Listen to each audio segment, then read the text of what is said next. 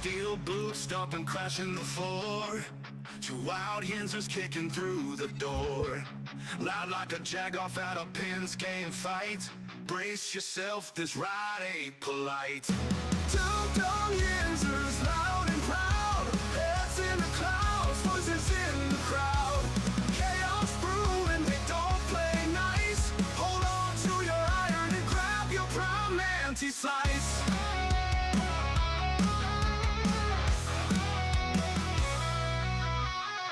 Tales from the burg with a hint of mayhem. Pierogi powered, nothing can constrain them. Knocking back stories like an icy cold brew. You never know what these two might spew. Two Dum Yinzers, loud and proud. Heads in the clouds, voices in the crowd.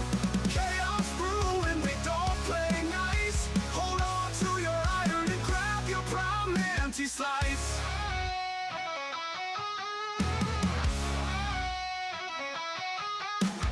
Tales from the burg with a hint of mayhem. Pierogi powered, nothing can constrain them.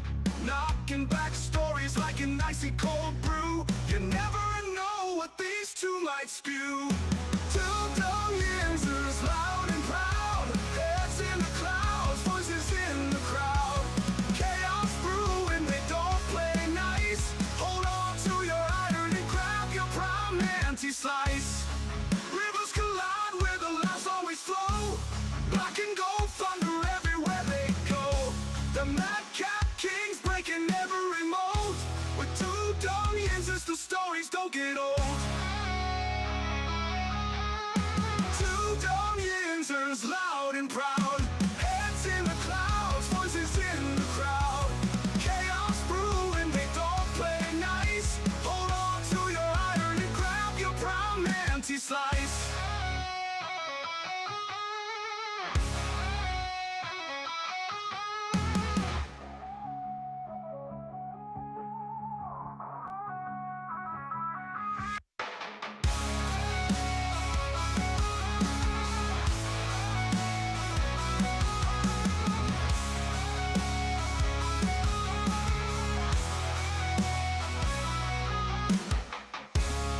What up, everybody? Good afternoon. Welcome back to the show. This is episode 913 of the Two Dum Yinzers. I want to say to everybody this afternoon, welcome back. Welcome back. Glad to see everybody today. Michael, how are you doing, man? I am awesome, sir. I'm just so happy to be here another day with you and all of our Yinzer Nation, Steeler Nation, the Terrible Board, all of our friends. I'm ready to go. Glad to see everybody this morning. I got to be honest with you. I'm super excited, Mike. I'm really excited about what's going on with our draft department.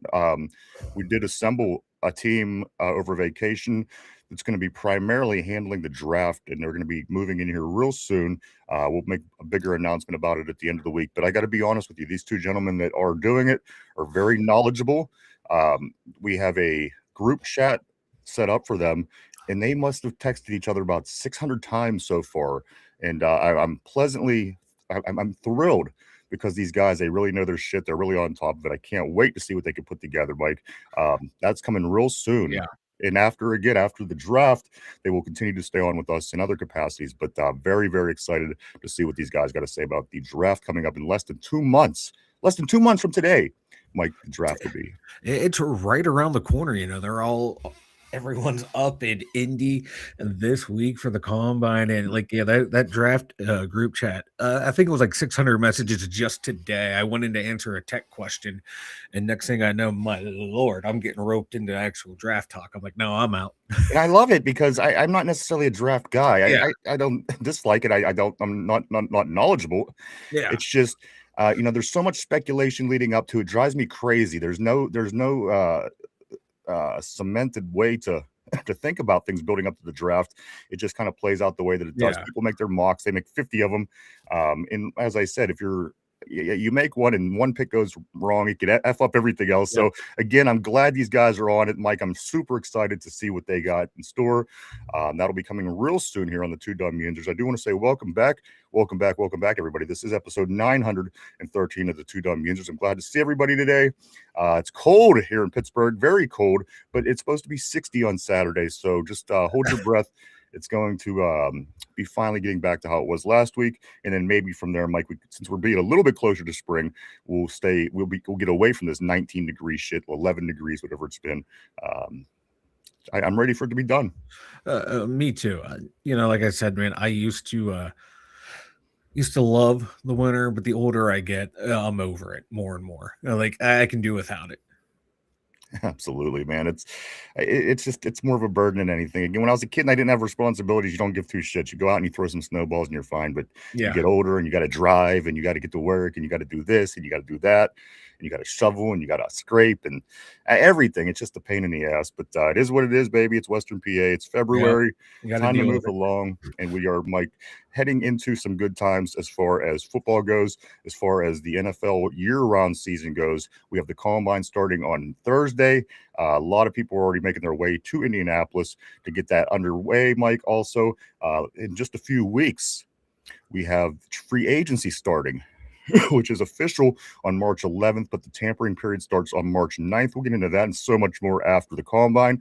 And then, like, less than 2 months away is the draft right here in Pittsburgh. Super excited. Can't wait to get down there and see everybody. It's going to be a blast this year. Expecting anywhere between 600,000 and 1 million people to be crammed down into the point. It's going to be insane. It's going to be a nightmare. It's going to be a nightmare. But then after that, we come home and start preparing because, as I said, the rookies will be at least the number one pick will be on his way to Pittsburgh. He might get here faster than we get home. I think so.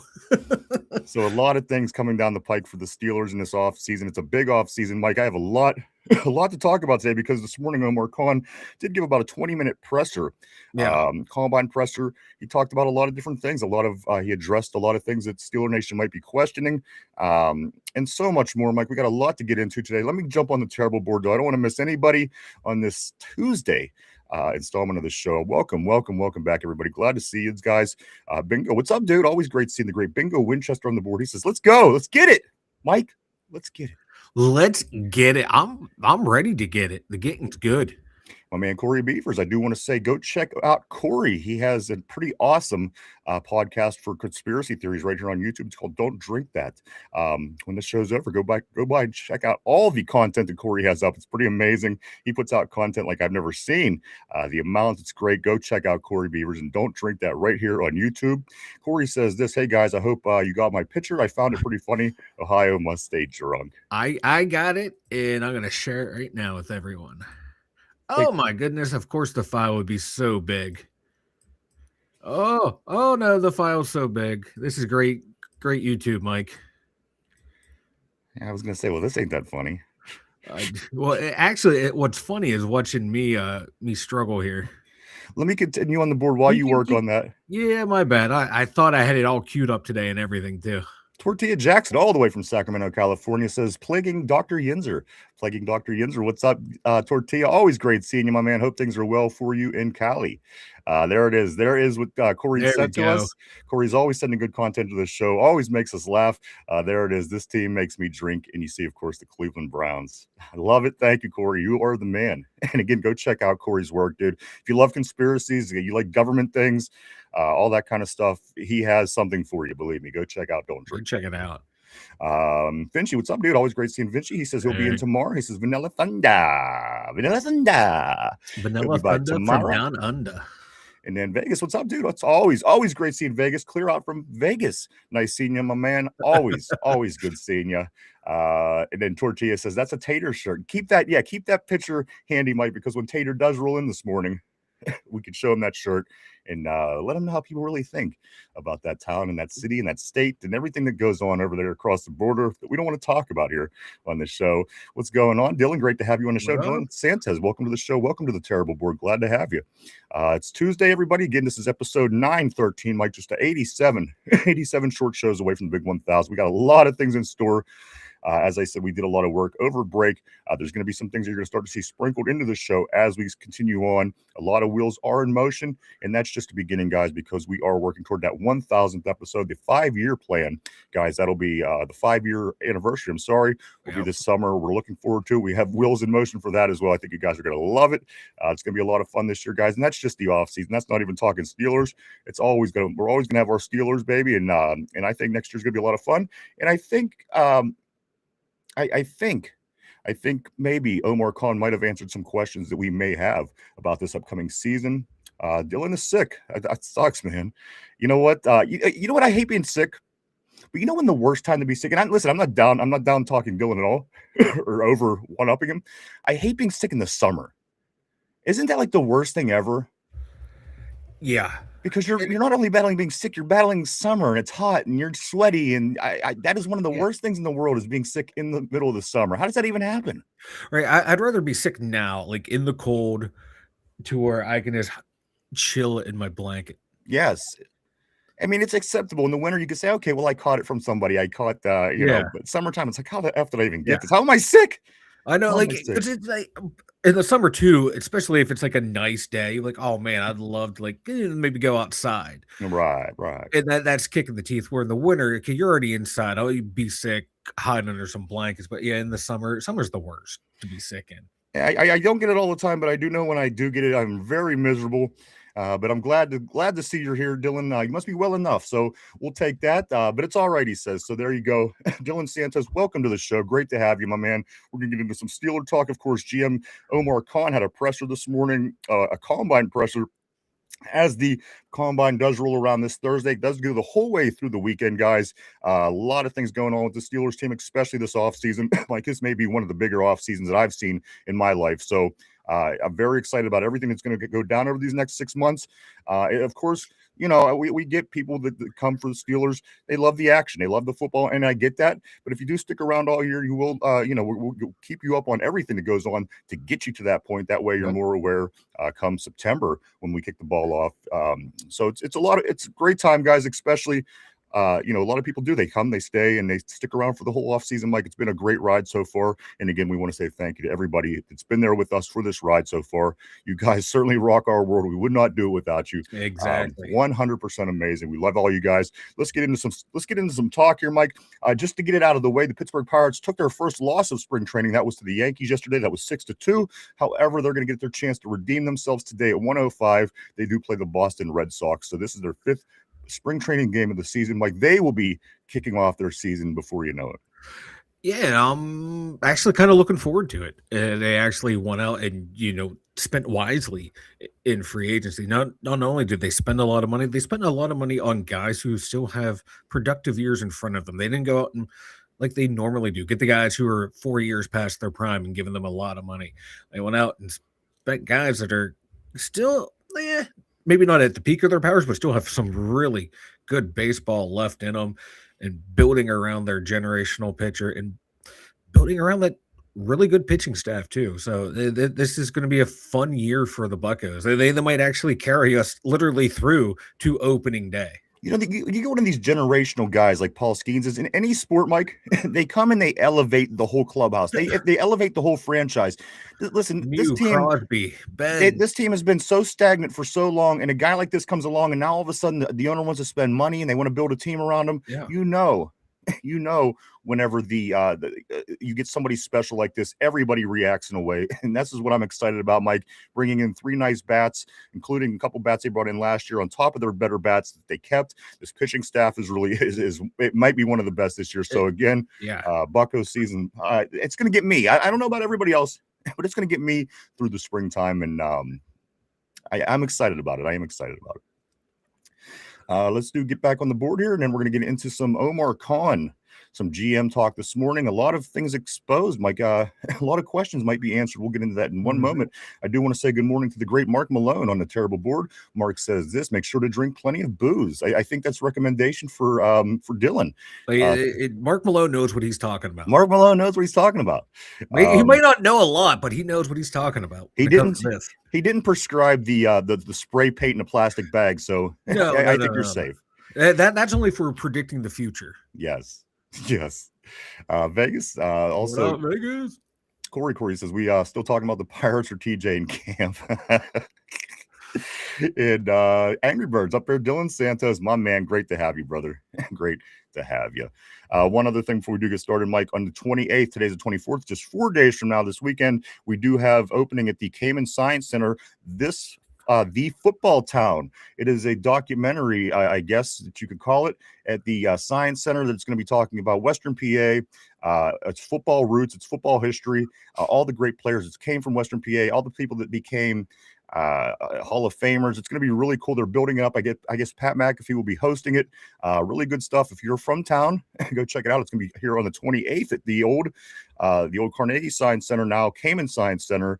If you're from out of town, maybe you're coming in for the draft in a couple months, do check it out, guys. It's called The Football Town. The Football Town, talking about nowhere else but our Pittsburgh right here, baby. Check it out. Steel Loyal, what's up, dude? You know what, this is in my notes. I was going to talk about this. Steel Loyal says Darnell's expected to sign a 3-year, $24 million extension, $8 million a year. Dylan says this, it was supposed to be Angry Birds, but something happened. Mark Malone, he says, yeah, you got to save those sessions for when it's truly needed. Only so many brain cells to go around. Mark is the man of much wisdom. Take my word, Mark Malone, everybody. Let's get into some Omar Khan talk, Mike. Of course, the presser this morning, it was meant to be about a half hour. He got 20 minutes, a nice 20-minute presser in regarding the combine, regarding the Steelers. A lot of information that did come out of Omar Khan, of course, our GM's mouth. Mike, a little bit to get you started on some Aaron Rodgers talk. A lot of people were often wondering what's going on with our quarterback position. What's going on with Aaron Rodgers? Is he off getting married? Is he skiing? Is he tripping on acid? What's going on with Aaron? This is what Omar Khan said in his 20-minute presser this morning. He says, we would love to have Aaron Rodgers back at quarterback. Mike, he follows it up by saying this. He says, we've been in communication, but there's nothing new to add. We do not expect it. It will not last all the way to June 5th, as it did last year, Mike, but there still is no deadline on the Aaron Rodgers news. So, I wish there was, but it wouldn't surprise me if they have like multiple contingency plans in place at the quarterback position of what they're going to do. Of like, hey, if he stays, cool, this is what we're going to do. If not, this is what we're going to do. And they're not married to him for a long-term future. So even if he does come back, I don't think that precludes them from, if they want to draft a quarterback in the first round or someone take a reach on someone in the second and third round. I don't think that's going to stop them from doing it, bringing in Aaron Rodgers back. The only thing I think that would do, if Rodgers comes back and they do take a quarterback in the first 3 rounds, I think that kicks out Mason Rudolph. And then you still have Will Howard on the roster and this new guy. So I don't think it's going to alter their plans a whole hell of a lot of what they're going to do. Maybe salary cap-wise, moving some money around, but like Omar Khan's a whiz at that, so that would be no problem there. But I think they have multiple plans in place ready to go if he comes back or not. I couldn't agree with you more. I think that's also what's going on, Mike. Also, I do want to say that this is what was said about on the Will Howard front. You know what? Let me give you one more thing that Omar did say about Aaron Rodgers, and then I'll get into Will. Omar Khan says this, there's no deadline. He says, all I can tell you is I don't foresee it going like last year, end quote. Yep. So, as I'm seeing on the board, I see who just put up something about somebody just threw something up about March 1st. Again, we don't know. There is no official deadline on this, but again, they're not expecting it to last long. They're certainly not expecting it to last all the way to June as it did last year, which was absolutely insane. If you ask me my opinion on that, guys. Also, this was said about Will Howard. Will Howard is he's still an unproven commodity, Mike. All options are on the table.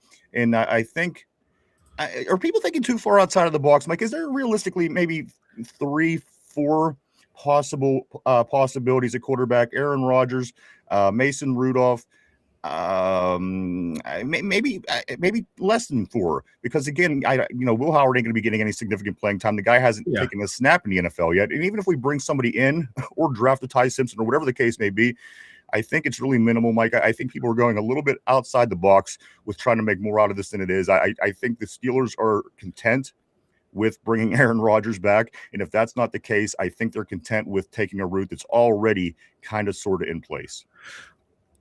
My feelings like with the quarterback situation, if it's not Aaron Rudolph, it's probably going to be Mason Rudolph, a battle between Will Howard and a first or second round draft pick, or someone like an outside chance of a Malik Willis type guy. I think if it's not Aaron Rodgers, it's going to be one of those scenarios right there. It's just my feeling of the situation. I at this point, if they bring back Aaron Rodgers, like I said, man, I don't want it, but I can see why they would do it. But I'm willing to give Will Howard a chance. I'm willing to take a 2-year flyer on someone like Malik Willis to see what happens because it's not going to kill your franchise by doing either of those. Take it maybe if he slides to the second round, taking Ty Simpson in the second round instead of the first round. That's not going to set your franchise back that far. So there's options that they have, but I think based on Rooney's comments of trying to be competitive, I think get ready, brace yourself for Aaron Rodgers to be your starting quarterback again. This was also said, Mike. Omar Khan says, quote, we mentioned Aaron, but we will agree that we're looking for the next franchise guy. We're not there yet, and we may have the guy on the roster. We just don't know. And Will Howard, we're excited to work with Will. We all know that this has to be addressed, and we're all looking for the same thing. We're just not there yet. What was said by Omar Khan in regards to the quarterback situation. So does these answer any questions? I don't think that answers any questions, but it certainly keeps things within the guidelines. We still know that we're waiting on Aaron. We still know that of course, Will Howard is sitting on the shelf. And again, listen. If Aaron Rodgers comes back, is Will Howard even going to see the field this year, Mike? With Mason Rudolph being the backup quarterback, if Aaron Rodgers comes back, when's the first opportunity? With the exception of preseason this year, do you think that we're even going to get to take a look at Will Howard? If Aaron Rodgers comes back, I think the only time we see Mason Rudolph, or excuse me, Will Howard would be in the preseason. I think that would be it. I don't think he gets any action during the regular season. Which if you think he might be your future, but hey, he still needs time to develop, that's fine. Let him sit on this bench, work in practice, get his preseason reps. That's what, Aaron Rodgers had to go through. That's what Jordan Love went through. That's what a multitude of quarterbacks before, I want to say, Big Ben became the in vogue thing of getting your rookie quarterback and putting him in there and see if you can have success right away. Mike, does it make more sense to go the former route, the routes? I mean, listen, there's always going to be exceptions, of course. There's always going to be these guys that are your lightning in a bottle guys. And they will pop right up and do their thing. But is it a more normal situation to have a guy come in, sit behind a quarterback for a certain period of time? Again, Brett Favre did it. Steve Young did it. All the greats did sit behind other people until they got their opportunity. So again, to expect somebody to just pop right in and become that guy like that, it's kind of a freakish thing. Yeah. You do see it, of course, but look at the people you do see it by. Those people are usually something special, Mike. So again, I think that it might be a little bit more normal for Will Howard for things to be going the way they're going. I think people are just getting a little antsy. People are getting excitable. I know that people like the guy. For never seeing somebody throw a pass in the NFL, I think that we might be over enjoying him a little too much at this point. I got to see, because again, Mike, all off season last year, I was excited about Caleb Johnson. This guy, this running back, he's so good. Comes out of college. Again, we talked about him yesterday. We were less than desirable, I'd say, to be safe. So again, that could be Will Howard in a sense at the quarterback position. Like, he could come out and we could be like, oh, this is what we were waiting for. I thought it was going to be a lot better than this. Yeah, and I have a little something here about 6th-round quarterback success rate since 2000. 50 quarterbacks taken in the 6th round. 30 of them have thrown a pass. 22 have started. Only 5 have thrown for 10,000 career yards. Obviously, Tom Brady. Your other 4 are Tyrod Taylor, Derek Anderson, Gardner Minshew, and Mark Bulger. That's more or less your ceiling right there. And the average 6th-round quarterback started their career has 14 starts for 3,500 yards. The median 6th-round draft pick, 0 starts, 188 yards. So you really have someone who's never going to be throwing a pass to someone who's going to start maybe 14 games their entire career. That's the average lifespan of a 6th-round quarterback. Tom Brady is the ultimate outlier of all outliers. And then, Mark Bolger, Tyrod Taylor, Derek Anderson, Gardner Minshew, that's your floor right there. Serviceable quarterbacks, but guys who aren't going to really lead you to the promised land. So let's tamper our expectations for Will Howard, but also don't be afraid, as the team said, we want to see what he has, because you never know. He could be a decent long-term backup. That's not bad to have out of a 6th-round draft pick. And I got to be honest with you, with that 4 or 5 names that you named, the only 2 people that I would actually hire on my team, I would take Tyrod Taylor, and I would also take Gardner Minshew. I thought at one point he looked good. Everybody else I thought was kind of scrappy, but at the end of the day, yeah, like Derek Anderson, I think he had like one really Derek good Anderson year where too. he had a good Pro Bowl year, but like that's out of 50 quarterbacks outside of Tom Brady. Those 4 guys right there, it's not a real big success rate. So it's kind of rough to put that kind of expectations on Will Howard. I would I agree. think it's a bit unfair as well. And that's the thing. I don't know if anybody's. Let's move on, because again, everybody knows that the guy still hasn't taken a snap in the NFL. Yeah. One of 3 things is going to happen. He's going to come out and be really good, and we're going to be excited. He's going to come out and be really bad, we're going to be bummed, or he's going to come out and be okay. I'm like, all right, and we're going to be saying, can we work with this guy? Is this guy something that we can move forward with and possibly be our quarterback? So I think preseason is super big this year for Will Howard and the other young guys, of course, but so very important, Mike, for Will Howard. He didn't expect to go into preseason, into camp, and get injured last year. So I think he's chomping at the bit to get out there and show people what he could do as well. So very, very excited about Will Howard this year. Certainly in August. I don't know about the rest of the year, but certainly excited about him in August. Mike, let's jump on the terrible board. I don't want to get too far behind today. I'm going to go to right where I think we were, which I think was right around here, to Dylan. Dylan says he just subbed. We thank you, Dylan. We appreciate that, sir. We welcome you along, my man. It's gonna be a lot of fun. Tortilla says this: I thought I heard March 1st, but who fucking knows, man? Going back to the Aaron Rodgers timeline, I'm sorry. Corey says this: Will Howard at quarterback is a win-win. He plays great. We got a gem. He sucks. We get a better position for next year's draft. Exactly. Rodgers playing well, but losing in the playoffs will hurt. I see. That's ultimately where I'm coming from as well. I had the question 2 weeks ago. Would you rather win this year, or would you rather learn how to win this year? I think with Aaron Rodgers, you'll get those wins that you got last year. He's going to do what he does. He's going to get you X amount of wins in a season. However, I think this team should really be in the market for learning how to win. That way, when Aaron Rodgers, being 73 years old next year, we don't have to sit here and go, oh, is Aaron going to be bad? Is he going to be our quarterback? We need our quarterback. I mean, for one, it's crazy that we're sitting around goo and gaga over a guy that's in his mid-40s. He's going to be 43 during next football season. So whatever the case may be, I think Corey's ultimately right. Whether it be Will, whether it be whatever, I ultimately think that Aaron Rodgers, this kind of needs to be something that we get over and move past. Again, do you want to win the way that we won? Again, coaching's going to be different. The game plan's going to be different, but we know what we're going to get from Aaron.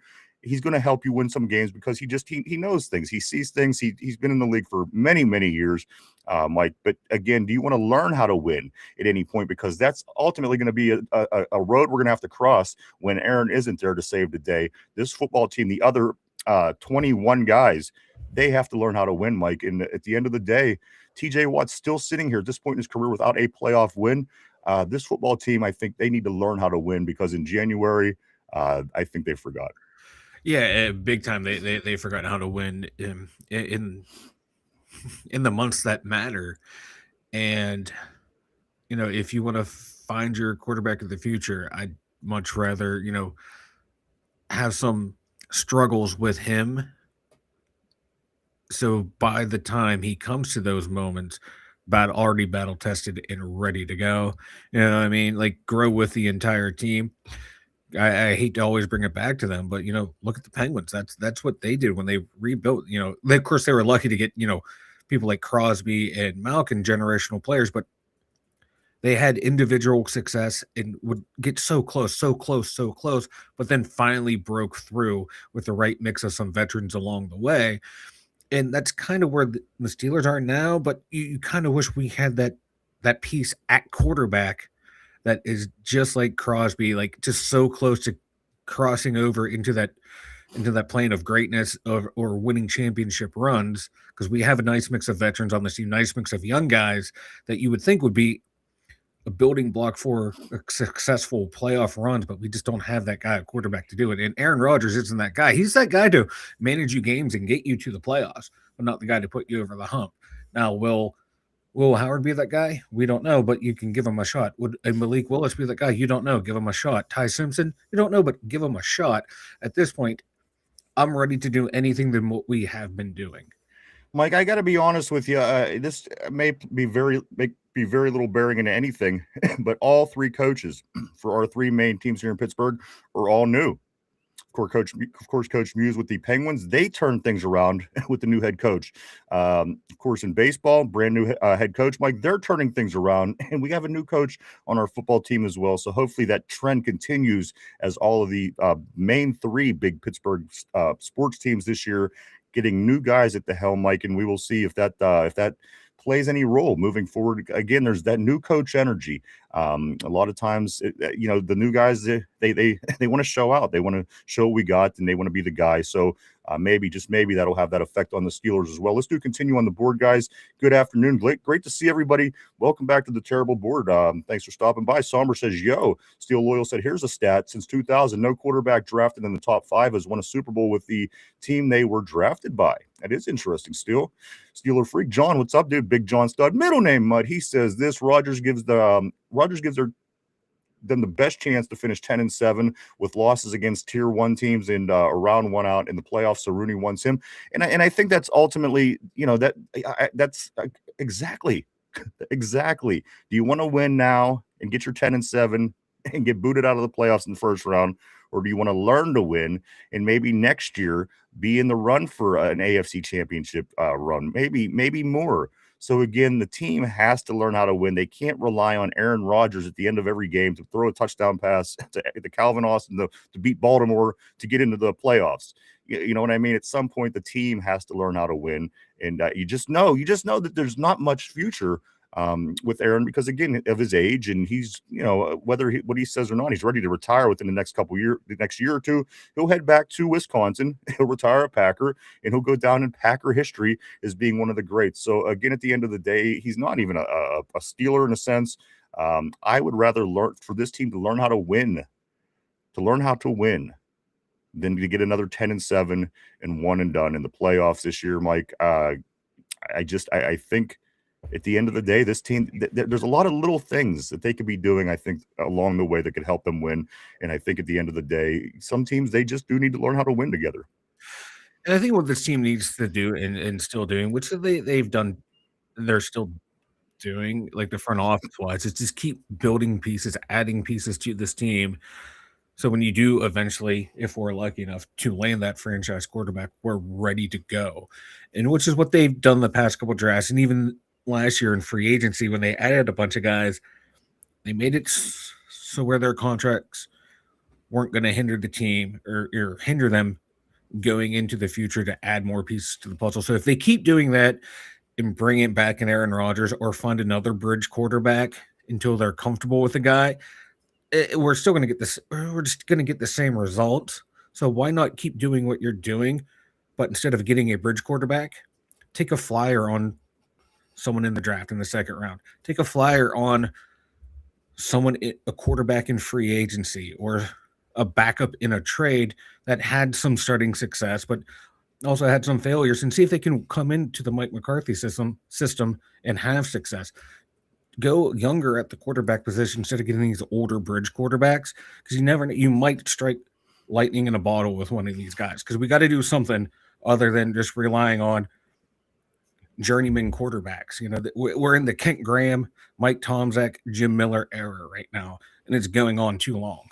Absolutely, it sure is, guys. Let's just stay on the board. There's a lot going on the board today. I don't want to miss out on anybody. Let me jump right here to Lindsay. I do want to say what's up to Lindsay. Glad to always great to see Lindsay on the terrible board. Hope all is going well for you. The temperature dropped on us here in Western PA a little bit, Lindsay. Other than that, we're doing well.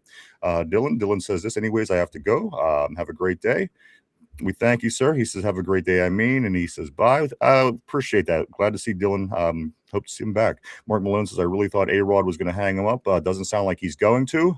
And you know what? Adam Schefter, another thing that I did want to report on Aaron Rodgers is Adam Schefter says he wouldn't rule out Aaron Rodgers actually playing for the Vikings this year as well. I don't know if that's going to play any part in how this decision plays out for the Steelers and what that means. What if he decides to go to Minnesota at the last minute? Does that put us in a position? So still a lot of questions to be answered. I'm sorry, going forward. And again, that, Mike, that is the scoop that also about Aaron Rodgers. Adam Schefter doesn't rule out him going to Minnesota. All right, Mike is working on that. I'm going to continue forward on the terrible board here a little bit. Let's see. Also, I do want to say, Jamal, what's up, dude? Jamal says, gang, what's up, brother? Always great seeing Jamal from Texas, my man. Hope things are going well for you. I imagine it's probably warmer down there than it is up here. Steeler Freak John says, I doubt Rooney lets Howard start. It sends the wrong message. Interesting. Wrong message. At Steeler Freak 1964. That's what Jamal says. Tortilla says Howard's going to have to steal the job. Somber said, let's remember, Khan is good at holding his cards close to his chest. When pieces start moving, we'll know more. You're right. I so far, I'm happy with Khan.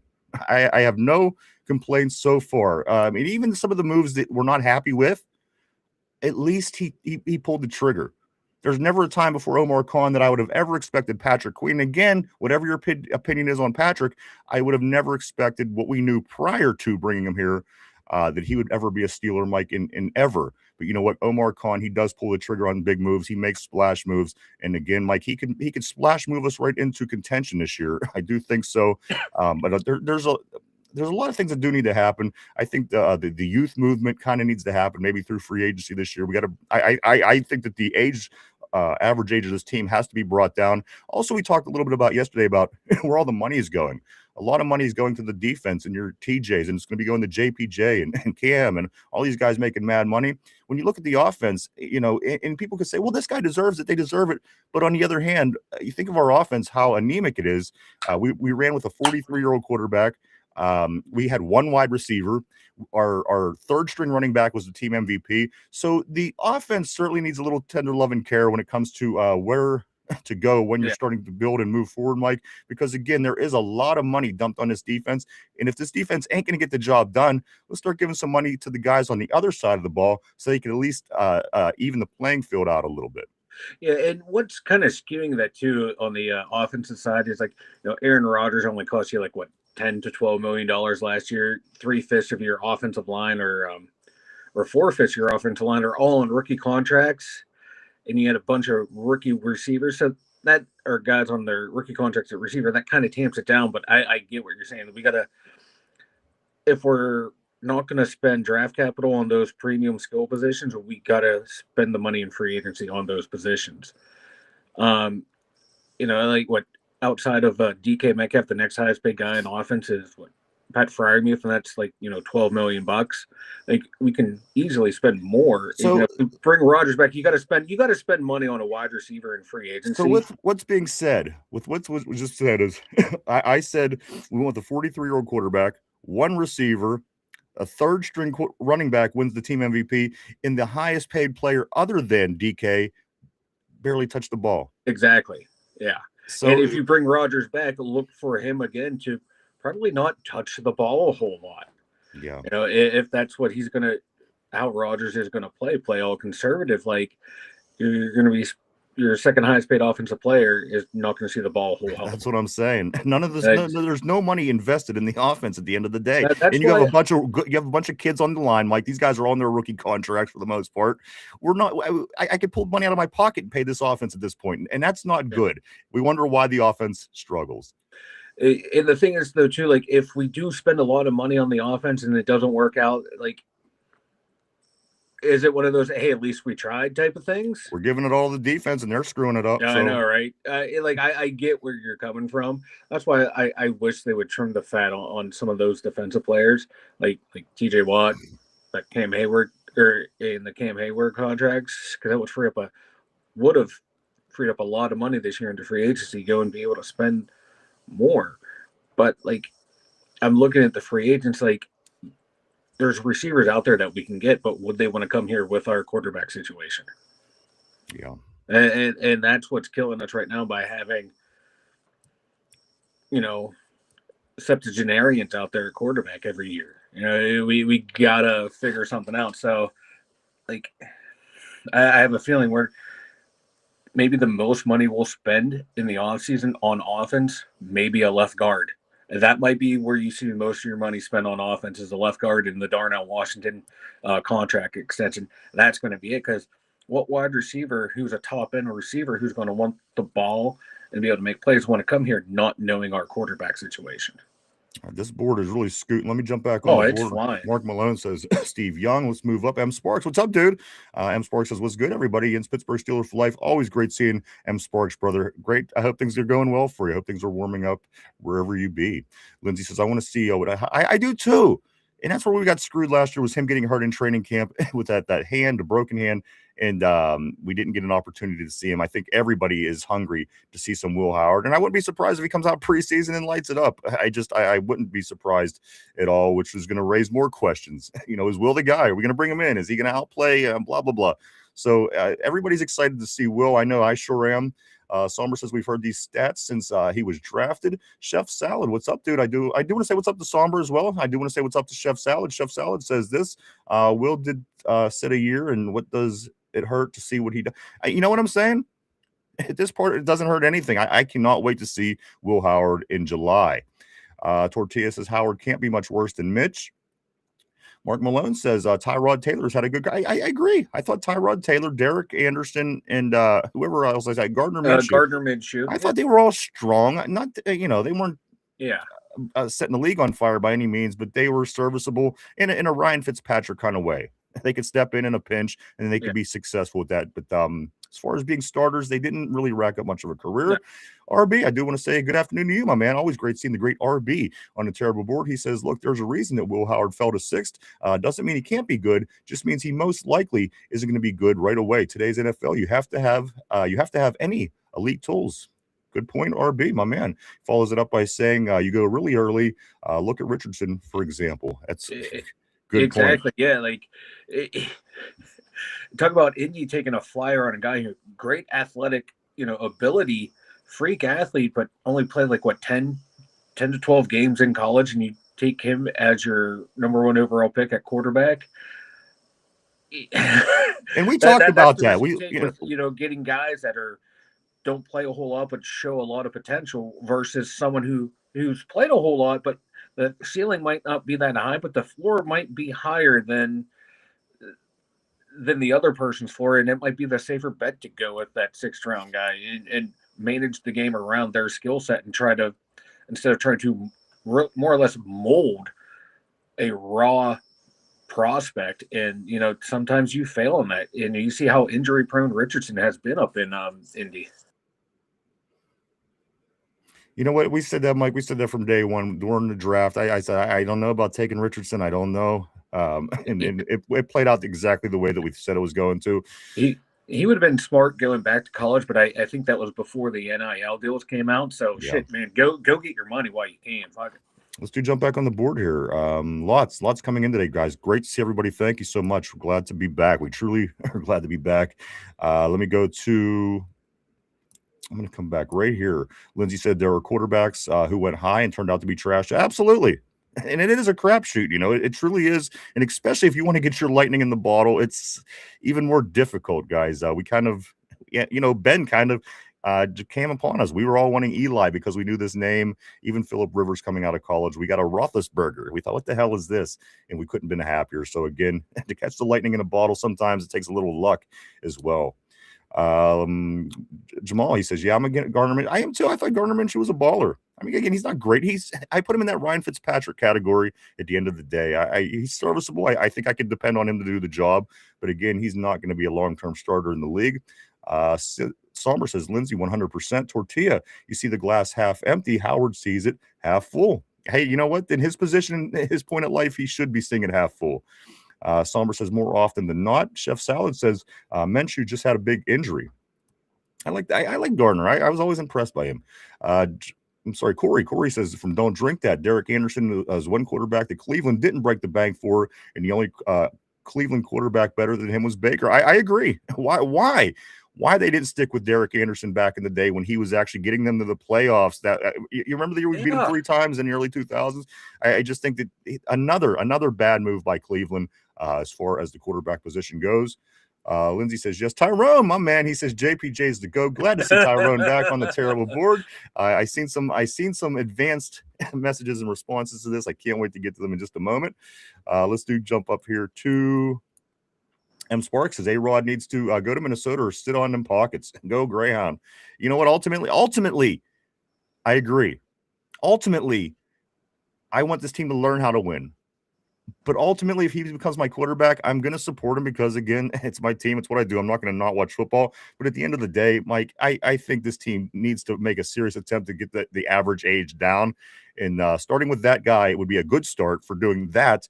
And as well, Mike, I don't think you're getting a lot of other things. You're not making headway in other areas that we should be making headway in for where we're at. As we always said, I want this team to be in good position for when we do land our franchise quarterback. As we always said, Mike, you want to have a good team. That way you could place that quarterback in there and you can hit the ground running. I want to see this team. I need to see this team, the other 21 guys, knowing how to win. That way we could feel a little bit more confident when we finally do get our guy and we could place him right in place. Yeah, and that's what, Colin and Weedle have been doing since they took over and been rebuilding and reshaping the roster is getting it quarterback ready. And that's kind of how Kevin Colbert did it once they got Ben, is have the team ready for that next guy. Omar Khan learned under him, and Weedle coming from learning under Howie Roseman, to where they made Jalen Hurts a Super Bowl champion by building a good team around him, and that's what we're doing. And yeah, we made some splashy free agent moves, but you look at their draft picks. Their draft picks are for areas of need behind some of these established veterans, so they can be ready to go, and that new crop of stars on the defense, be that new kick-ass offensive line like we had with like DeCastro and Pouncey. And if they keep doing that while splicing in some free agents to remain competitive, because the Steelers are never ever going to want to try and go out and lose. They're always going to try and win the best they can. Excuse me. You keep doing that, eventually you're going to find a quarterback, whether they're a great quarterback or not. Find one that can win you a championship just by having a good team around you. Find a good game manager, and that could be someone like a Will Howard or another quarterback in the future who doesn't have these great elite tools, but can process the game and play within themselves. And when the moment calls for it, make the big throw. Like if you keep building a team, you're going to find that guy. You don't have to be an all-time great. How many all-time greats have won a Super Bowl or haven't won a Super Bowl? Excuse me. A lot of them haven't. And we've seen guys that aren't really considered all-time greats go out and win Super Bowls. So you have a great team around it. You can find ways to win. It worked with Jalen Hurts, and Jalen Hurts is not a great quarterback. He's a good quarterback, but not a great quarterback. Let's talk about that offensive line a little bit, Mike. Of course, the offensive line was considered to be the cornerstone of the Omar Khan, Andy Weedle period here, their legacy, and they were going to start as they did with Philadelphia, the way they built their team with the offensive line.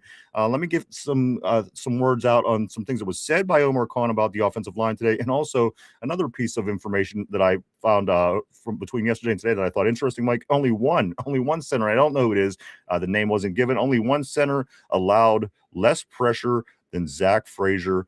He has a 1.58%, Mike. I think that the project of building the offensive line is going so-so. I think that Zach Frazier is going to be your guy. I think that Fatanu is going to be your guy at right tackle. I think the two guards are in question, of course. In the left tackle position, Mike, this is what was said about our boy Broderick. Whether your opinion is good, whether it's not about Broderick Jones, when was asked about Broderick, this is what Omar Khan says. He says, that's a good question. After a significant injury, we're unsure when Jones will be healthy. but it says that one thing that we do know is we're going to be ready for him to be healthy by the start of camp. Mike, how many more? And here's the thing: yeah, you can't help that you get injured, but how many more strikes are going to go against Broderick Jones to where we're at the point to say, you know what, this guy just isn't him. And if you are trying to start with that offensive line and make that your corner piece, is it better to make a move with him sooner or later? Mike, he's already been around with 3, 4, how many seasons now? This would be his fourth Fourth. year? Yeah, this would be his fourth Did year. we see what we needed to see from him already? Is there any chance once his contract's up, we're going to say, you know what, he has to get an extension? How much longer on this Broderick Jones experiment, Mike? I don't think he's going to get that 5th-year contract option picked up. So this is, for me personally, I think this is the do or die year for him. You're getting a brand new offense. You're getting 2 new. Mike, does he have it in him to? Does he have it in him to succeed and to actually win that spot?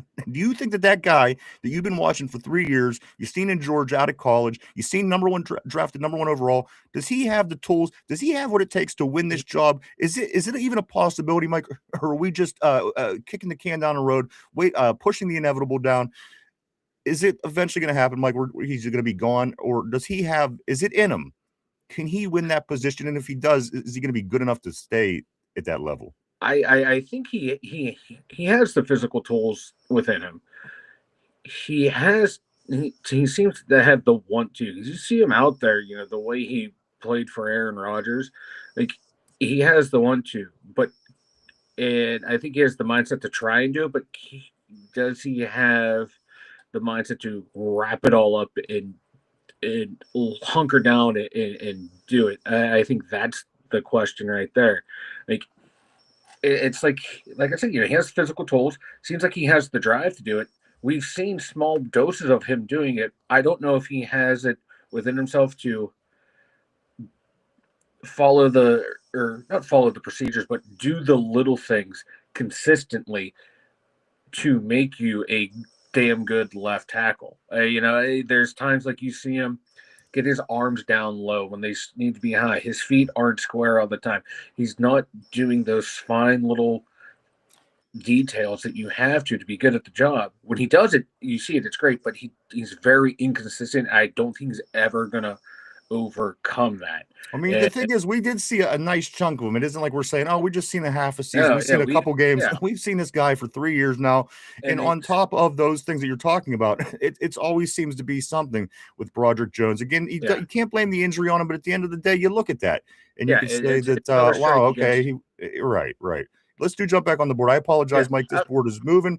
Go ahead. Finish that thought. We do draft a tackle. I think we draft a tackle this year. All right. Okay. Very interesting. As we do have a lot of draft talk coming up down the pike, Mike. We have assembled a draft team, and I can't wait. I can't wait to see what these guys have to say. That's coming real soon.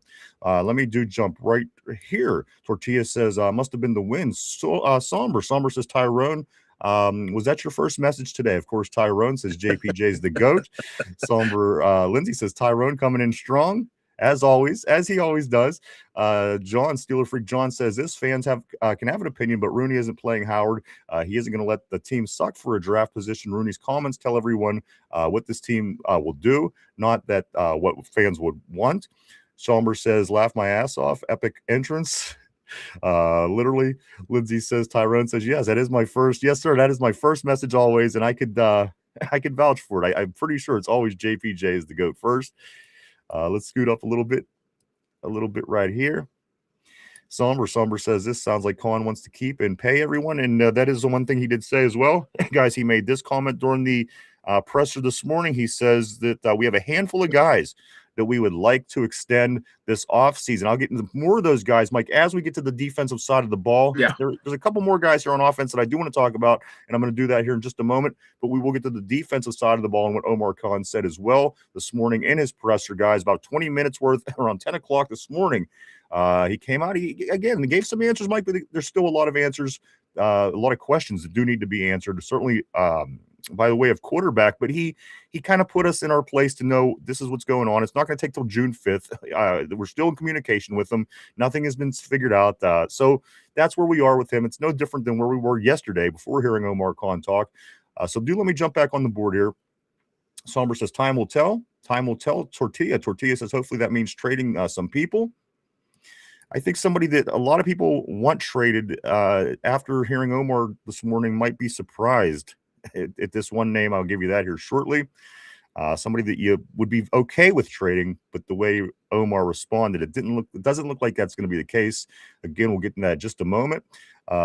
Mike Ryan, what's up, dude? Always great seeing you, Tyrone. I'm glad to see you, brother. Glad to see you're feeling better, my man.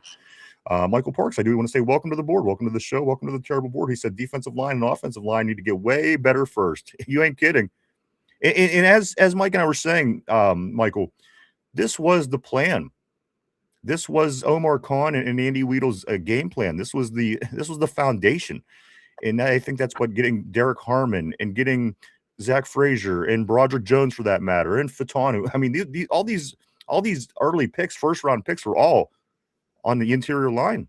So, what they're doing, Mike, what they said they're doing. They're still getting last year it was Harmon, defensive line. The year before that, we got Frazier early. We got Broderick Jones was the number one. Fatanu was the number one.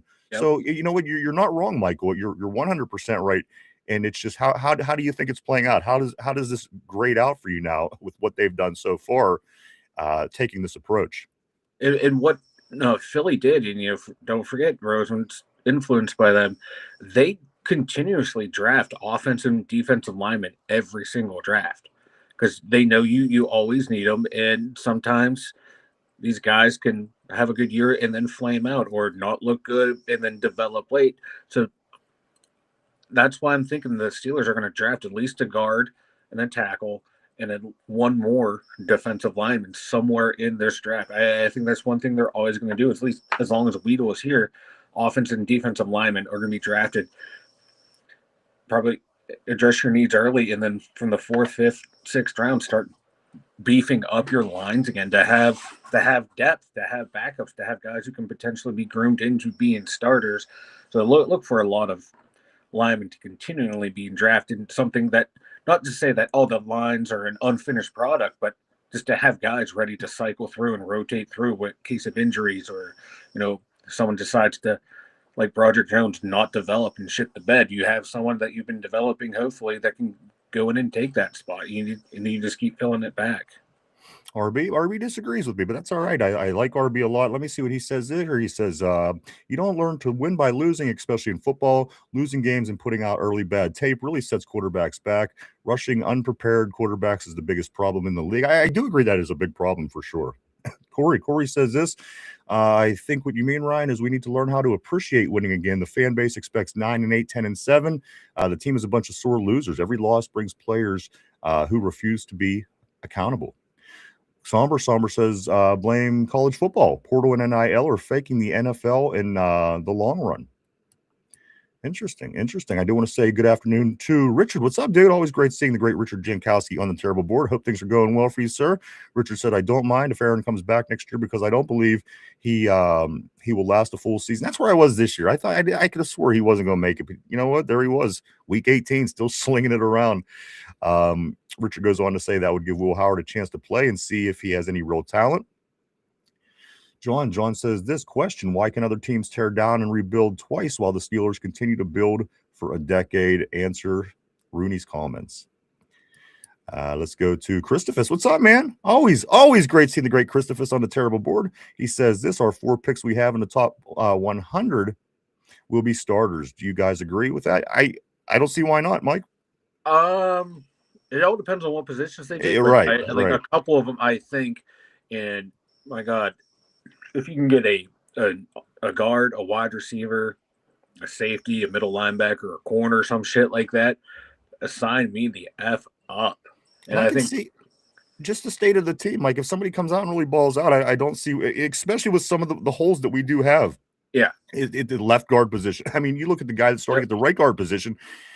You certainly wouldn't have been expecting him to be the starter in his first and second year, Mike, but that's how it played out. I do think that people in the top 100 could certainly be starters on this team, of course, depending on what the position is. What position, and, or if not starters, or at least if they're like defensive guys, like key contributors early, or in different situations, stuff, good rotational pieces, and even maybe a wide receiver won't have to start right away, depending what they do in free agency. But as long as they're solid contributors, those guys picked in the top 100, that can That can make this team real exciting real quick. Absolutely. Let me continue to scoot up here. Tortilla says Rooney sold his soul to the Browns. Just Learning. What's up, Just Learning? Always great seeing you on a terrible board as well. Hope things are going well for you, sir. He says, going to work. Also, good show. Guy. Thank you, man. Always appreciate that, Justin Learning. Always, my man. Glad you stopped by. M. Sparks says this JPJ is light in the asses, don't like to tackle, and is a terrible pickpocketer. Mr. Hands causing dumbass penalties, needs to shed that daddy boy tag and start hitting the weight room, man up and play. That's an interesting take. And you know what? I think basically what he said, he's still has to improve. And I don't disagree. And if he's going to be a great cornerback, you know, he's got to do those things great. And I don't know if he's doing them great, but the things that he is doing great. So again, the way I take that is that there is still room to grow. And I couldn't agree more.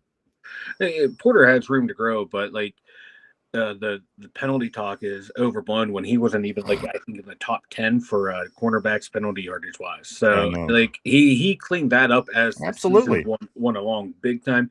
He's gotten better at tackling at year over year, and he seems like the kind of guy that's not gonna rest. He's always gonna want to get better because we've seen him get better every single year, and his dad was the same way, trying to get better and better as playing time went on. So I expect Porter to keep getting better. He's just at the size where he needs to put a little meat, not a lot, but a little meat on, because again, look at a guy like excuse me, sorry about that, like Jalen Ramsey. You like his size. He's not too big. He's not too small, but he's not going to get his ass ran over. And that's kind of where I want Joey Porter Jr. to be. I want him to be a size where he's not going to get ran over if that opportunity comes around. I want him to be strong enough to jar a ball loose if he hits you while you're trying to catch a pass. So I agree with you in a sense. I agree that there's certainly room to improve. But as of where he's at right now, it's very impressive. Again, the penalties went down. Listen, his tackling got better. You got to agree that it got better than what it was, certainly. So if he continues to move in the right direction, I am happy. I'm happy with what we have in him, because I think at least you're going to get an Ike Taylor career out of JPJ. And if he continues to continues to improve, I think it gets better than that. Oh, yeah, and he's gotten so much better in man coverage and zone coverage as well. He's leaps and bounds better than what he was when he was drafted, and that. There's a reason why teams kind of stop throwing to him, and watch him against receivers too. Like, he may not be the biggest guy out there, but my God, he's jamming receivers at the line, and he's damn good at disrupting them or disrupting their release off the line. For sure. Let's do jump forward. I know it's going to get spicy now because of the comment. Let's see how this goes. Still Loyal says, no ball knowledge. Somber says, oh shit, here we go. Of course, the JPJ comment. Tyrone says, is that so? In dramatic fashion. Is that so? Tortilla says, M. Sparks just trying to get JPJ for cheaper. Tyrone says, how many touchdowns he give up? 0 touchdowns. It's true. That's pretty damn good. Tyrone says his tackles got way better. I'll give you the and that's the thing. There's areas to improve. And that's not saying that he's doing bad. That's, in my opinion, that's saying he's on the right track. Broderick Jones, I wouldn't say that. Yes, he has to improve, but it has to be a whole different. He's got to be uprooted to improve, Mike. Or somebody like Joey, he's on a nice pace. Yeah. Again, learned how to tackle better in his first couple seasons. The penalties go down. Everything, all the problems that we had, they are trending in the right direction for us. So again, if he continues to do what he's doing and work to get better, I'm thrilled with JPJ. Yeah. I kind of wish Porter was taken in the first round and Jones was taken in the second round. It would make that draft look so much better on paper than when you go and look like, oh, Broderick Jones was the first round pick. But you feel like, oh man, Porter was the first round pick. You got Brojo as a second rounder. Okay. It's funny just how that perception of where they were picked changes the perception of that entire draft class. Because now it looks like a weak draft class. But if those two picks are flipped, I think it looks like an outstanding first draft for Omar Khan and Weedle. I do want to say, what do I want to say? I want to say this. M. Sparks says Patrick Queen, low IQ, football IQ, wearing the green dot. Thanks, Tomlin. That I was going to wait to go to when we got on defense to say this, but this was said About Patrick Queen. Omar Khan says this morning at his presser. Omar Khan hints Patrick Queen will remain with the Steelers, quoting, "We like having him around." So again, if you were hoping that maybe, Patrick Queen wasn't going to be with the Steelers, just from what you've seen, you learned about the guy, seen on the field. It seems that Omar likes him, Mike, and he has put out there's a lot of guys on this team that he looks and hopes to extend and keep around. And with that comment following, Mike, Patrick Queen, Omar hints at Patrick Queen that he will remain a Steeler. We like having him around. Does that sound to you? And again, yeah, they could say that and turn around and do anything. Exactly. But do you see this being a sign that this is somebody that Omar and company is going to want to keep around? At least through this year, like I don't anticipate him being one of the guys they extend. I think a lot of the younger guys will get extensions, where someone like a Patrick Queen, who was brought in as a free agent on the last year of his contract, I don't think he gets an extension. Like his contract isn't that bloated, so I think he's like a $10 to $12 million cap hit.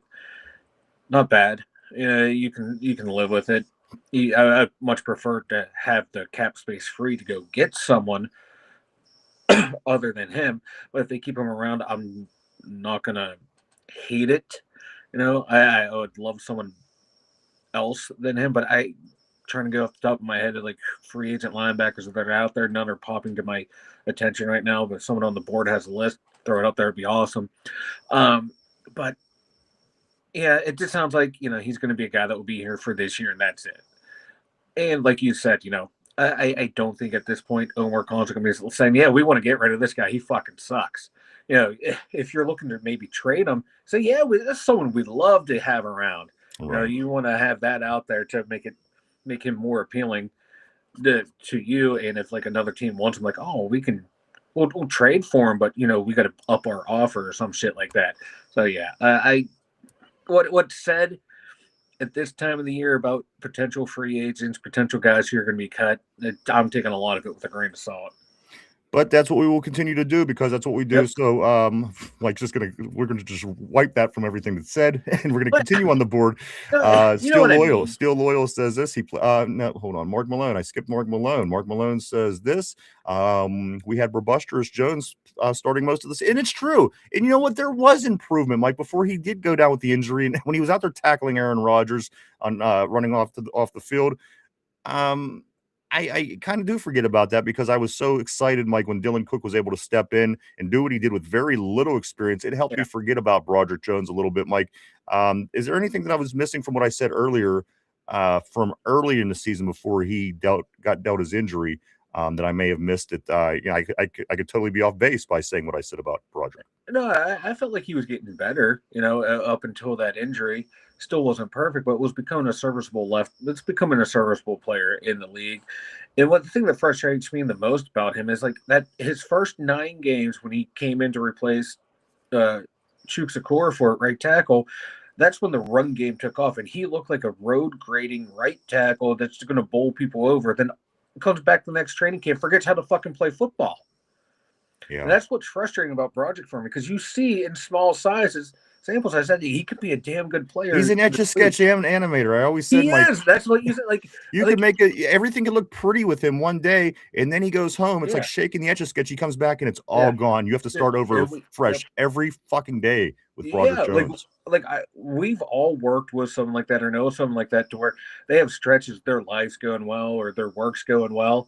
Then all of a sudden they forget what the fuck they're doing. Yeah. That's Broderick, not an idiot, but just someone who just aloof may be the right word for him. Let's move on. Steel Loyal says he plays defense for a reason. He don't need good hands. Steel Loyal follows it up by saying we ain't throwing go balls to him. Tyrone, you just mad he locks up your favorite wide receiver. Let's see. My Spark says this: JPJ can't catch a cold, but naked in Alaska, let alone a football. But that's typical in today's NFL. Mark Malone says I'm liking Alec Pierce for another white receiver. Guys, let's talk about a few more people in this offense before we do jump over on the defensive side of the ball.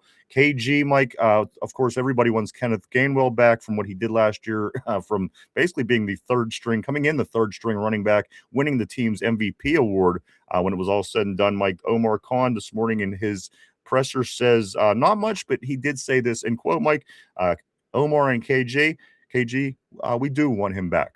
So it's going to be business beyond this point, Mike, because again, if somebody comes in and tries to give him more money, look at what he did. Look at the season he had in Pittsburgh with what they were working with.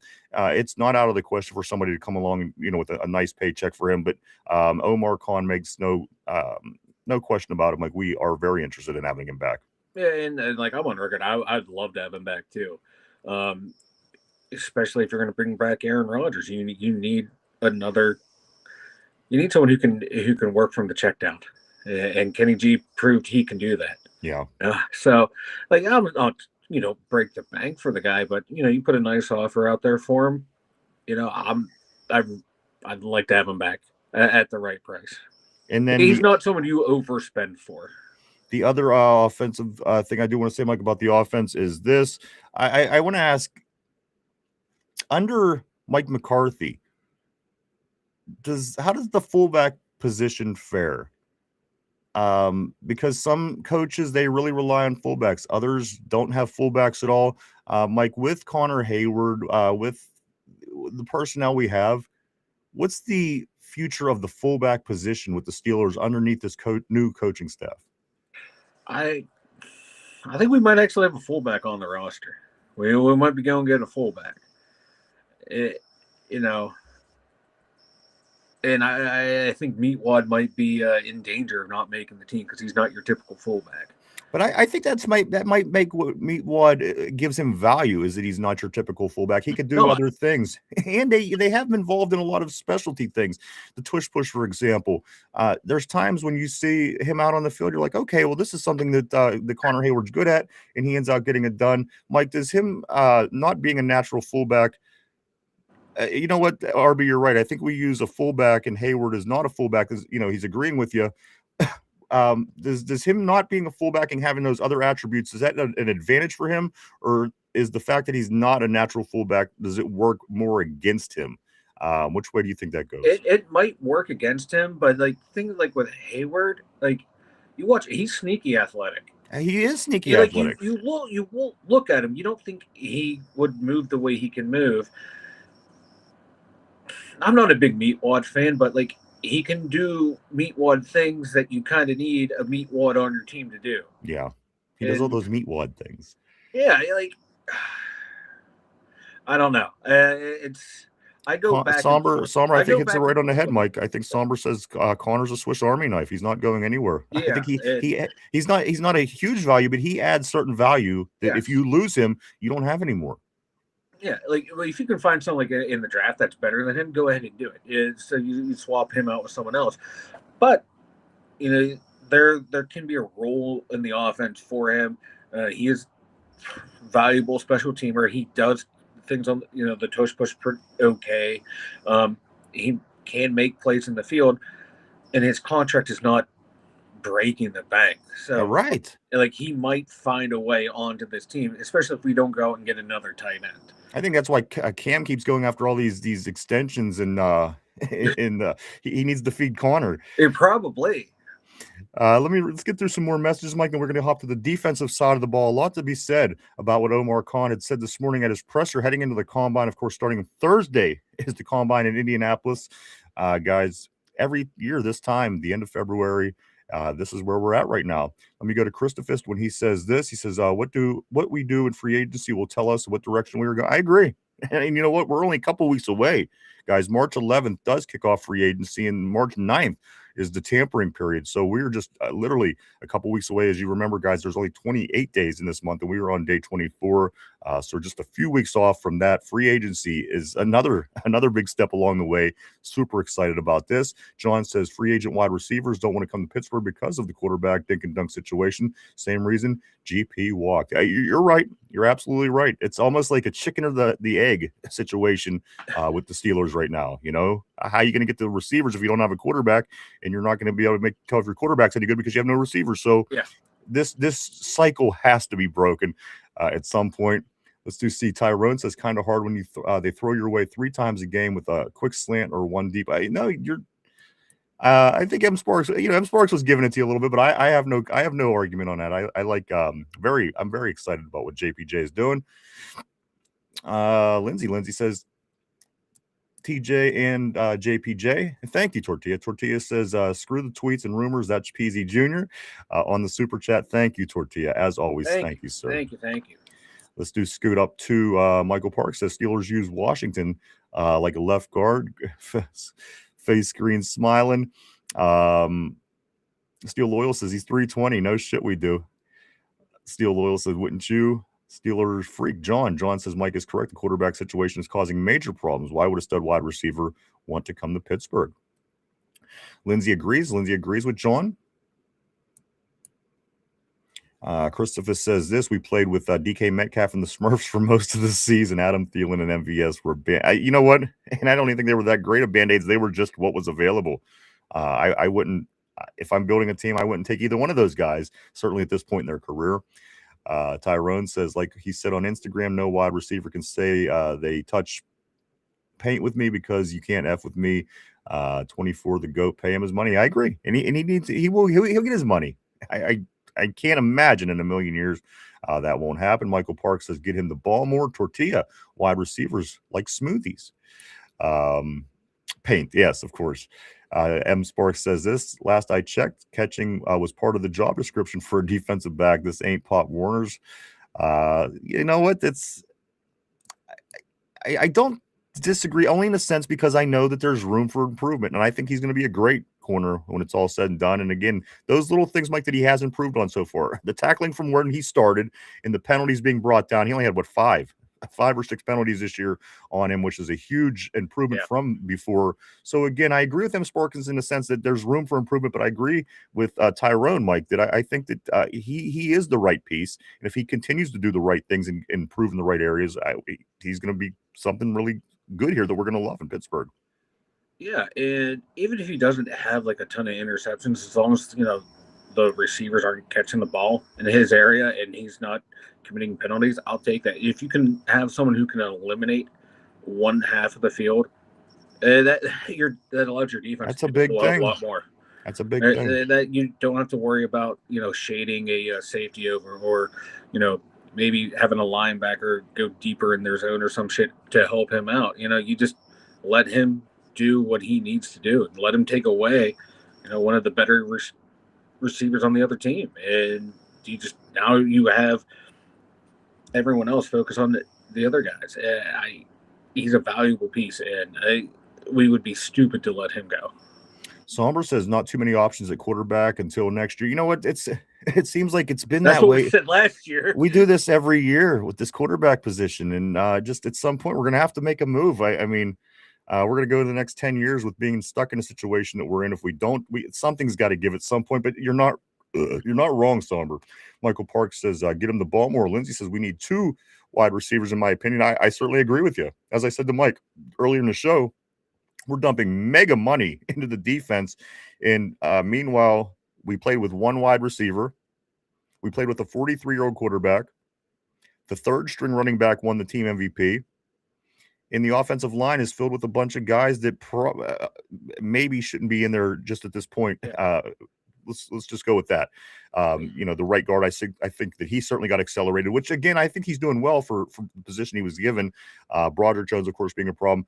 We definitely got to do some work on this offense, Mike, because at the end of the day, when we do give JPJ the bag, that's another guy on defense just making mad money. And I'm not saying it's a bad thing. He does deserve to get paid, and he will get paid. But at some point, this offense needs to be improved. We can't continue to run with a 43-year-old quarterback who's really not a Steeler, one wide receiver. Again, a third string running back. We're very fortunate he played the way that he did. But at the end of the day, this offense is a skeleton crew compared to what's going on out there in the league. I mean, this is not a professional NFL team offense, not one that's going to win a lot of football games anyway.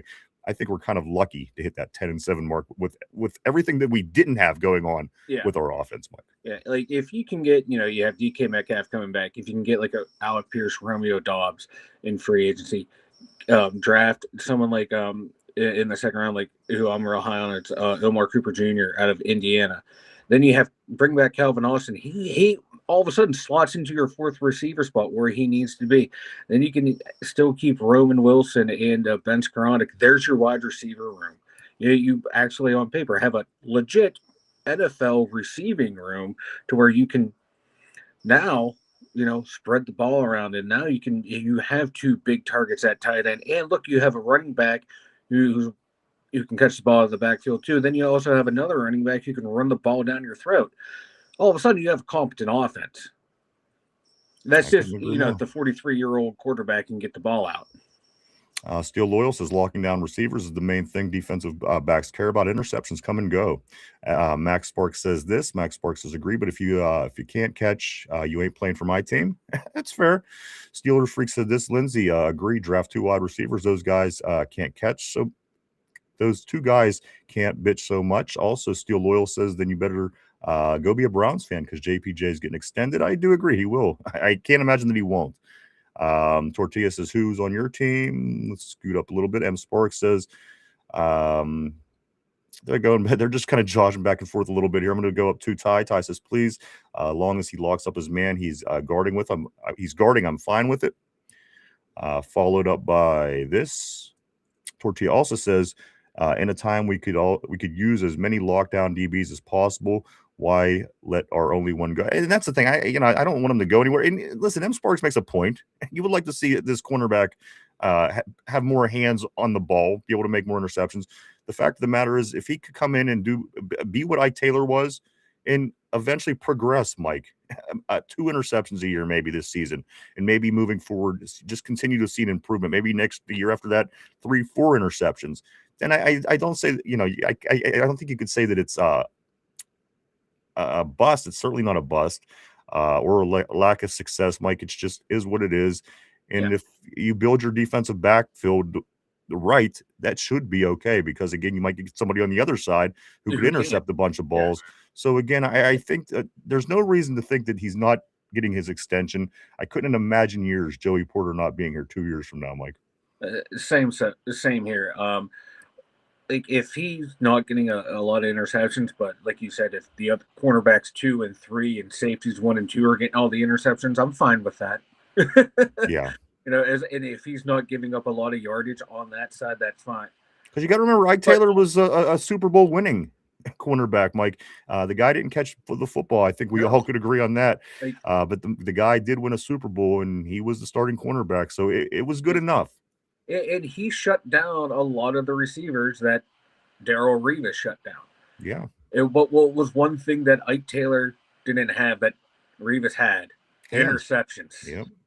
And you have to not you don't have to catch them all, because not even every wide receiver catches every pass that hits them in the hands. But in those key situations, on like a Larry Fitzgerald, on a 2nd and long, it hits you in the chest.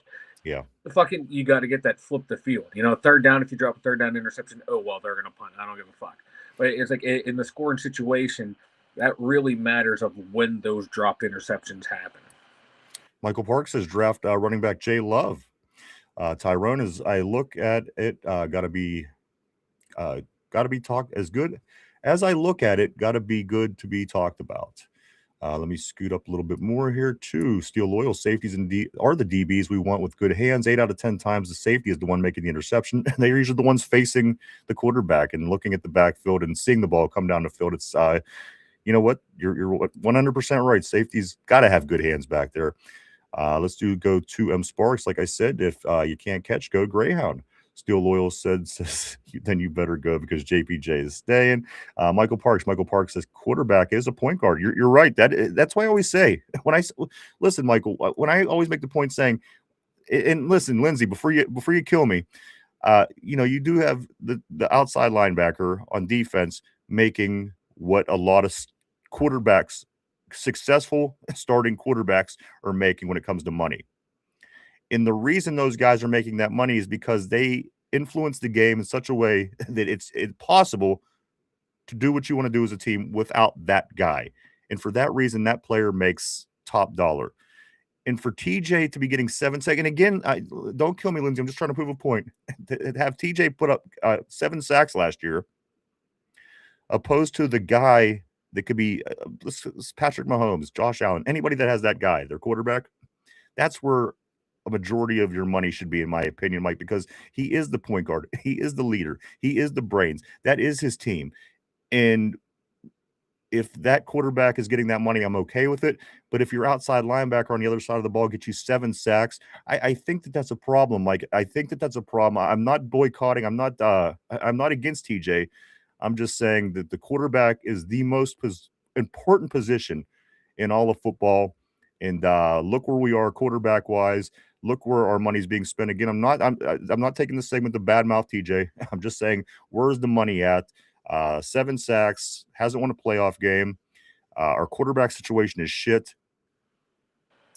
These might be things that you might want to change and start working on, Mike, if you're the Steelers and you want to improve, because this system that we've been rolling with for 10 years is what we've been rolling with for 10 years. Look at the results yourselves and see that it hasn't been great. Yeah, you can pay TJ Watt that kind of money when you have a quarterback on a rookie contract that is lighting the league up or playing really well. When you don't have a quarterback and you're paying TJ Watt all that money, you're handicapping the team. You know, you're paying anyone that kind of money. Yes, you're right. You're handicapping the team. If you have a rookie quarterback, that's great. That's awesome, because you're able to pay TJ Watt and keep him here to the end of his career while you have a quarterback that is hopefully winning games and improving your franchise. Then when Watt's off the books, you give all that money to that quarterback. Mike, So, John you're sitting at contract. John said that TJ Watt made $6 million off of each sack that he had last year. Opposed to a guy that touches the ball every single play, that basically decides what wins and loses football games. But 7 sacks, $6 million a sack is what we paid would out. you rather pay TJ Watt $46 million, or I think he might make the same or even a little bit less? Dak Prescott that amount of money. Yeah. No. Like, I think Dak's more important to the team than TJ Watt is, and they both had the similar playoff success. So I don't know where I was going with that argument, but you see what I'm saying, though. I'd rather spend that money on a quarterback who, gives me a better. I don't think Michael Parks was wrong. An edge, someone who touches the ball all the time. All right, we got to catch up on this board a little bit. I don't think Michael was wrong on that. Tyrone said this, he can catch, LOL, not giving up touchdowns in his career. You know what? At the end of the day, that is his job to cover the guy and make sure he doesn't score. So this is why I do agree with Tyrone. At the end of the day, he gave up 0 touchdowns. That is a win. That's a big win. He can't catch, or he doesn't get a lot of interceptions. That could be something he can continue to work on moving forward. Remember, he's still a pretty young guy at the end of the day. Only a couple years in the league so far. Tyrone says this. Tyrone also says, I'm sorry, Steel Loyal says, we finally go another lockdown corner, and this mother effer wants to go on, shaking my head. He's no Steeler fan. Let me scoot up here to Tyrone. They don't call me the GOAT. They call me 24. Stellar Freak John says, Rooney won't cut players that he has an emotional attachment to, nor will he make the tough calls and accept the true rebuild. He keeps TJ and Rodgers and hires McCarthy. All BS signs. Mark Malone says, I think they're just using the injury as an excuse to say we effed up. Interesting. Lindsay says, yeah, TJ's definitely staying. I don't think you have anything to worry about. I don't think that you do, Lindsay. We are kind of committed to TJ. Whatever one's opinion is, I do think that we are committed to him. Like maybe the end of his career, he could snatch up a 2-year, maybe to finish out his career the way his brother did in Arizona after playing his whole career in Houston. I could see TJ's career possibly playing out like that, but for the most part, he's going to be a Steeler the whole way through, I think. Franco Harris retired as Seattle Seahawk. It's what it is. He won us 4 Super Bowls. Joey Porter Sr. retired to Miami Dolphin, and he was a big part of a Super Bowl run. TJ Watt has won us nothing. He can go retire elsewhere for all I care.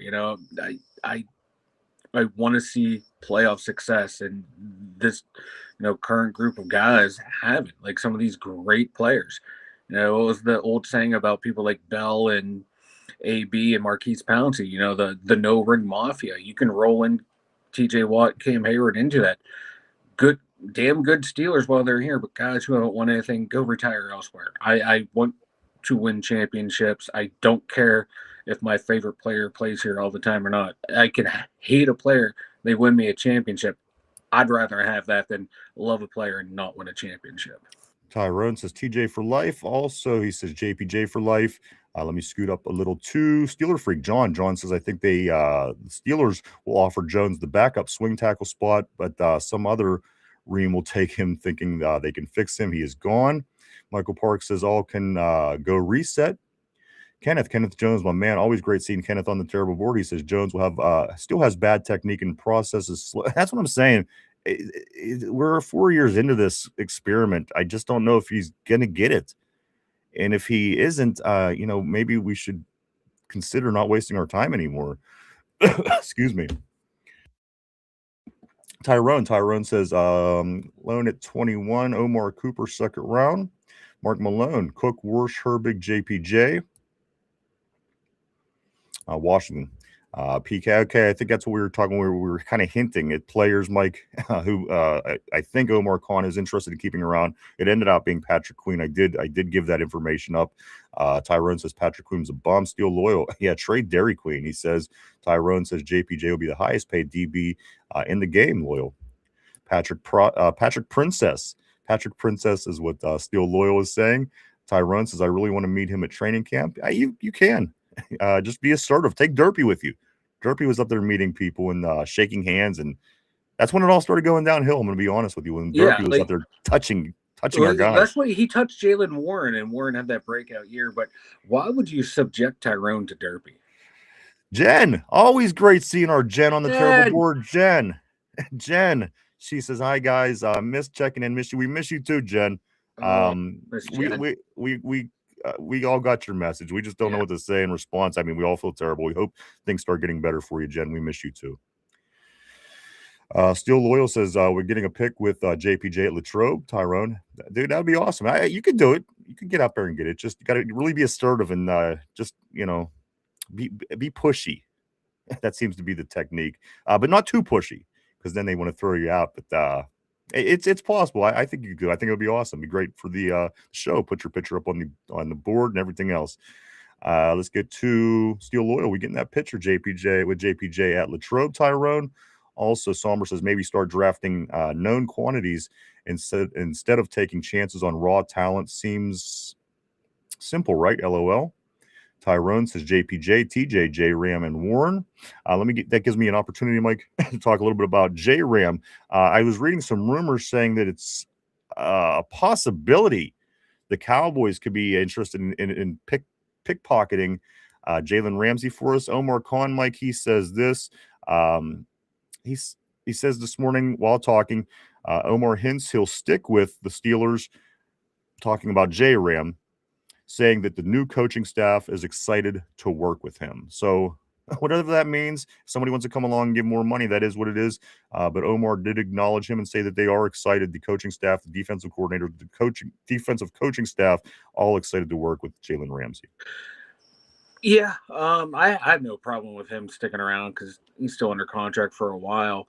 I liked him when he went back and played safety. I don't want to see him play outside corner, but if they play him at safety, I'd like to see that. But my God, if the Cowboys are dumb enough to offer up a second-round draft pick for him, you might have to think long and hard about it.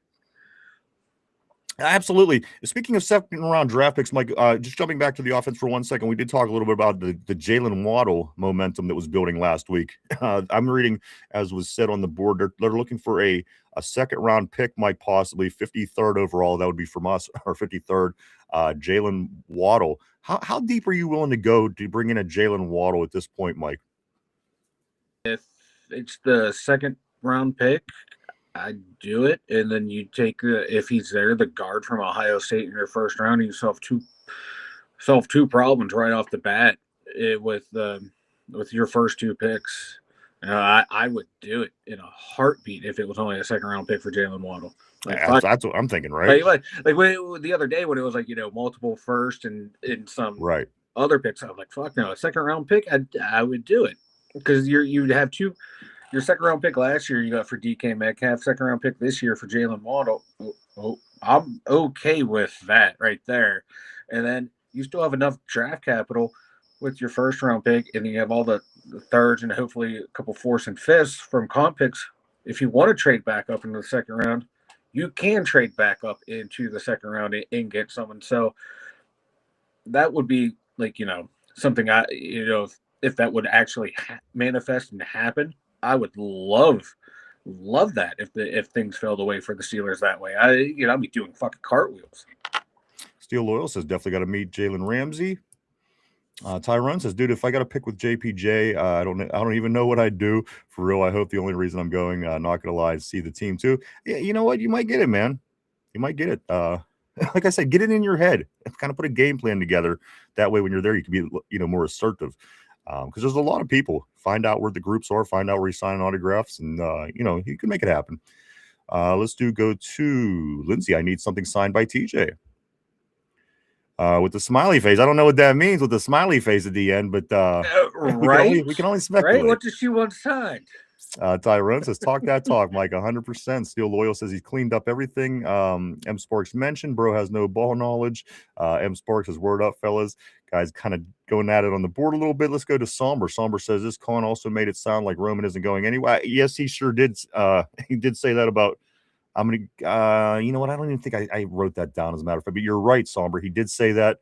And we were saying yesterday, speculation that it might be his professionalism that's been holding him back, Somber, through the eyes of the quarterback and through the eyes of the OC. Some speculation that his professionalism is what is holding him back. So it's going to be interesting to see how things play out with Roman Wilson. But I got that as well from Omar. And he's convinced he'll be better. It makes sense scheme-wise, but he'll have to remember more and be more precise. I don't know if I see it. Tyrone says, let's put it this way. JPJ locked up Chase so bad, he spit on 5. Also, Porter Island. Porter Island is what Steel is saying. Steel Loyal follows it up by saying it's a one-way ticket. M. Sparks says, don't get me wrong, I like the kid. He's also connected to Pittsburgh. I remember seeing him on the sidelines as a young buck. Absolutely, up in North Carolina before he went off to North Allegheny. Sorry, before going off to Penn State. He is a Pittsburgh guy. Here we go, Steelers. There it is, Aaron J. There's Mike. I could go on with the rest of my day and be fine. There it is with the Rockets. Here we go, Steelers. Always great seeing the day J. is complete. It is complete. M. Sparks says, unlike most, I expect excellence. Kenneth Jones says, JPJ has turned into a solid tackler. You know what? He's certainly improved, hasn't he? But I want him to be a little bit more like Jalen Ramsey. Jalen Ramsey will tackle you. Think about somebody like JPJ. He seems like he's somebody who's improved at tackling, but I can still see him getting ran over in the right situation. I would like to see him become – and the thing is, he's a corner. You don't know how good it's going to be, but I would like to see a solid tackler at the end of the day with JPJ. Okay, I'm going to make a comparison here, and I'm not saying like complete 100% skill to skill wise, but I think you'll understand what I'm getting at. Jalen Ramsey is like the Rod Woodson, and JPJ is like the Deion Sanders, where Rod Woodson will fucking hit you, cover you, make all the interceptions. Deion Sanders will get the interceptions, lock you down, but we'll do a little arm tackle and ole. That's their play styles. Kind of remind me of that's an interesting. Not their skill sets, right? But their play style. Makes sense. That's a good point.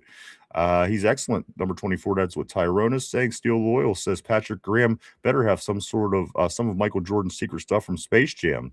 I don't know if I want any of Michael Jordan's stuff from what I'm saying lately, but that's a whole other story, a whole other point. Anyway, look into that yourself if you'd like to. Lindsay says he definitely improved. I don't know why people hate on him so much. I don't either. At the end of the day. M. Sparks says take my green dot off if you want to keep the clown. Tyrone says Lindsay, when YA GOAT is what it is. Scoot up to Corey. Corey says this, we're already linked with Jalen. We're already linked to Jalen Waddle in free agency, so I feel like wide receiver 2 is our first pickup after we extend KG. And, those players are what's going to be interesting here, guys. We do have free agency in just a couple of weeks. I mean, this is going to be very interesting. All these names, are they going to be with us? Are they not going to be with us? Guys that maybe you thought shouldn't have been there. Guys, it's going to be interesting, guys. This offseason is really starting to pick up, guys, with the Combine, of course, starting this week. Thursday is when that be. Let me go to Tyrone. I'm a real fan. Been hip. Also, Somber says still need a solid hybrid linebacker in the first 3 rounds to replace Harrison. We cannot continue to keep rotating players because they can't do all aspects of their job. That's an interesting take. That is an interesting take. Lindsay says, I'm good if we get Waddle. You know what, I am too. If we don't have to pay out the ass, I'm totally fine bringing Waddle, because that, if you draft wide receivers, it gives you a little bit more leeway, Mike, and it gives you a little bit more wiggle room to get those guys developed with a Jalen Waddle and a DK Metcalf in front of them. You're not throwing them directly into the wolves. However, having them active and being a big part of the offense isn't out of the question either. If you grab somebody in the draft wide receiver wise, especially in the early rounds. Yeah, and I know Waddle signed through 2029. Like next year, I think his cap number goes up to like 30 some odd million. It's been a lot of money to pay two receivers, but it's really not paying a quarterback, and you know Right. No money's being paid on offense. The salary cap is very malleable. You can move stuff, finagle stuff, and the Steelers are really, really good at that. So I like that's why like getting him never, or getting any player really doesn't bother me, because I know Marcon and his staff will find ways to make the money work, and to not have us in a situation where like the Browns or the Saints with all this dead money into where we can't get out from anything. They will find a way to make this shit work. So, and if you can make a trade like that, I'm all for it. Give me offensive weapons, baby. All right, let's move on to Steeler Freak John. He says this: we discussed $1 million contracts here, and the average credit card debt for the group is $10,000. Steel Loyal says Jacob Rodriguez. Let's scoot up here to Tyrone. He says this: now most know what's up, but I've been high on him since I know, absolutely, that's your dude, man. That is your dude. Mark Malone says Brobusters didn't play well. You know what? I'm trying to think back. I think, as I said, as Dylan Cook came in, I kind of just wiped Broderick from my memory, and he's tackling our quarterback and everything else. There was some improvement, if I'm remembering right, but not a lot, I guess.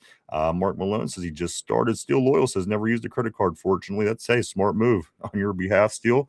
M Sparks says 412. I played quite a bit of football in my day and learned that a dummy will get you beat every time. Tyrone says Loyal Lone Cooper, Jacob Rodriguez, safety Ramsey, USC, those tackles Cincinnati. Mark Malone says maybe Dan Moore Jr. level, maybe.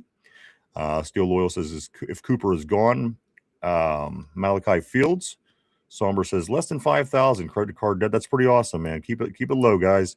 M Sparks says number 77 Project is a gentle giant, needs to man up and stop wearing them Jordans, get serious and play ball. RB says, I think we use a fullback and Hayward is not the fullback. Interesting.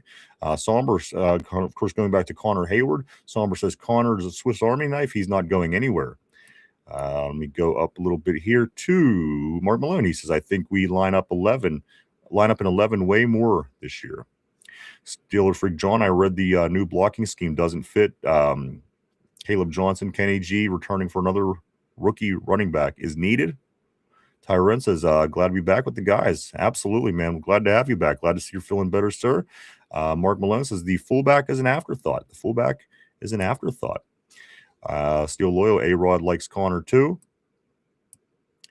M Sparks, Super Hayward, love the kid's heart. And that's what he does. There's a lot that he brings to the table. He doesn't wow you, but he makes some of them, where you get your elbows dirty, or what's the term I'm looking for? He does those things, and he does them rather well. And that's a valuable piece. He's a football player. He's a football player. Yeah. Every team has that guy. It just sucks that he is, Cam Hayward's little brother. If he wasn't Cam Hayward's little brother, I would love Meatwad more and more. Tyrone says good DB in depth. Also ties good fullback. I'm sorry. M Sparks says damn right. I'm going to give it to you, baby. Believe that.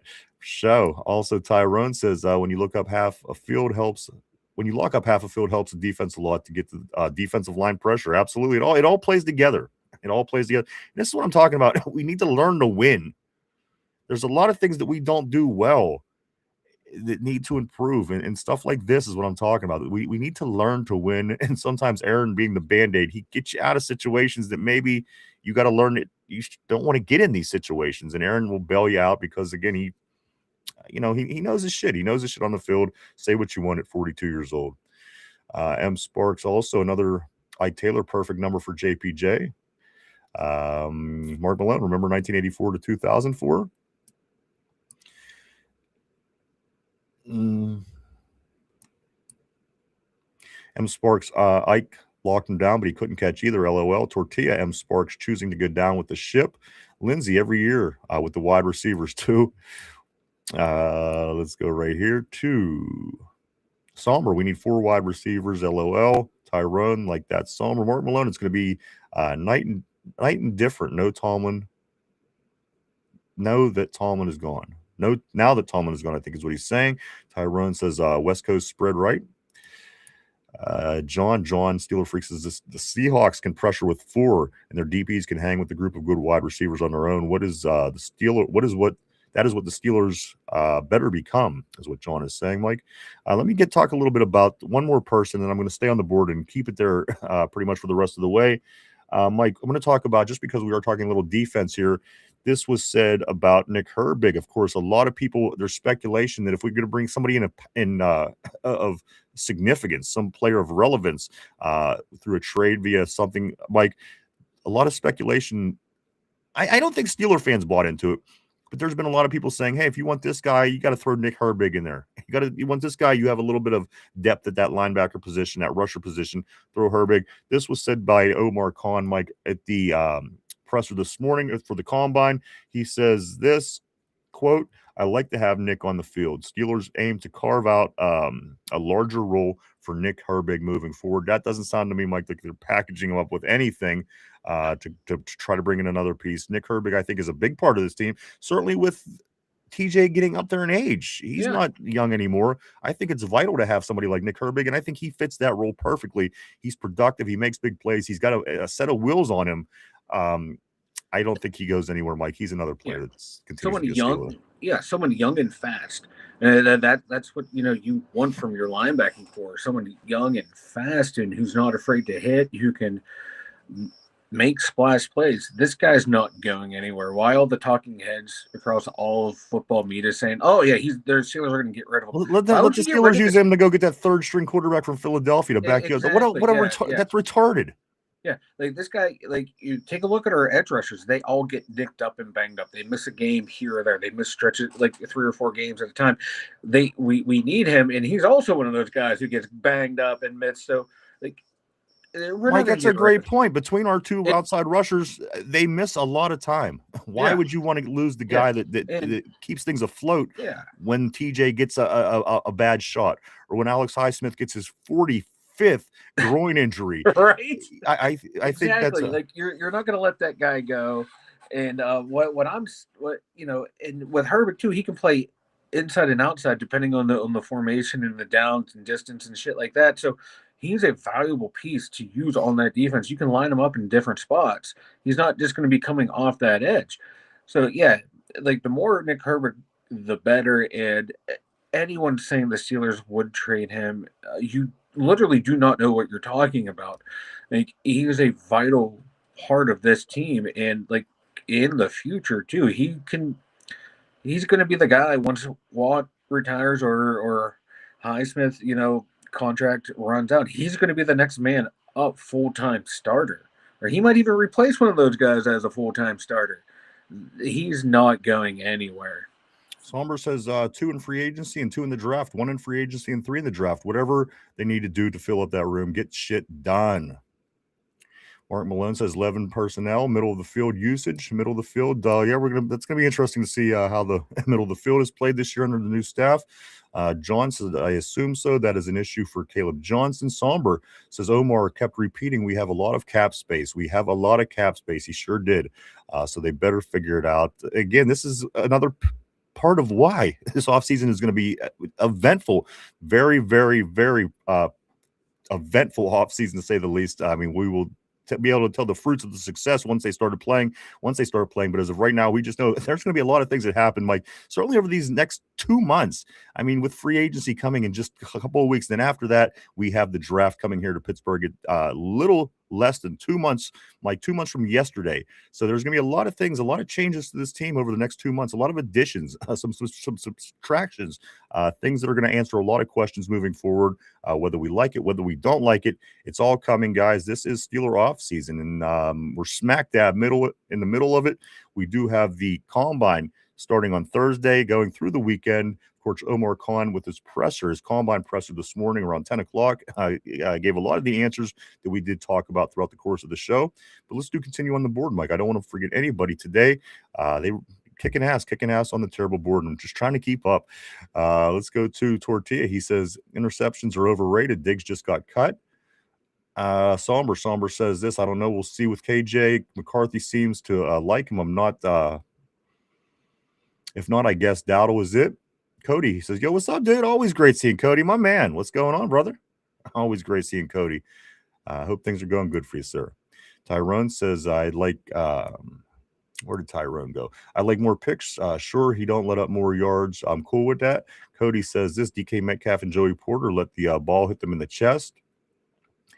Somber says, who said draft love? Somber also says because they are lost. Let's go to Cody. He says draft hate. Mark Malone, I think Graham returns what? The greatness? I hope. I can only be hopeful because at the end of the day, you got to remember, he was the defensive coordinator on the 32nd best team in the league.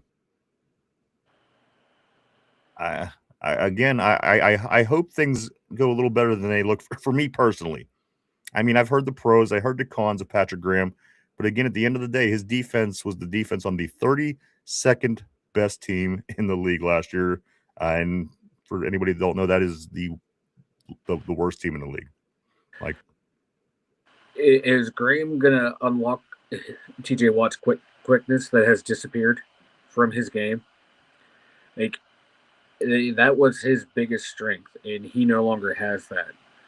And that's the reason why, like, he can't loop around that edge like he used to. He does not have that explosive first step anymore, and he doesn't have the strength to win on the bull rush.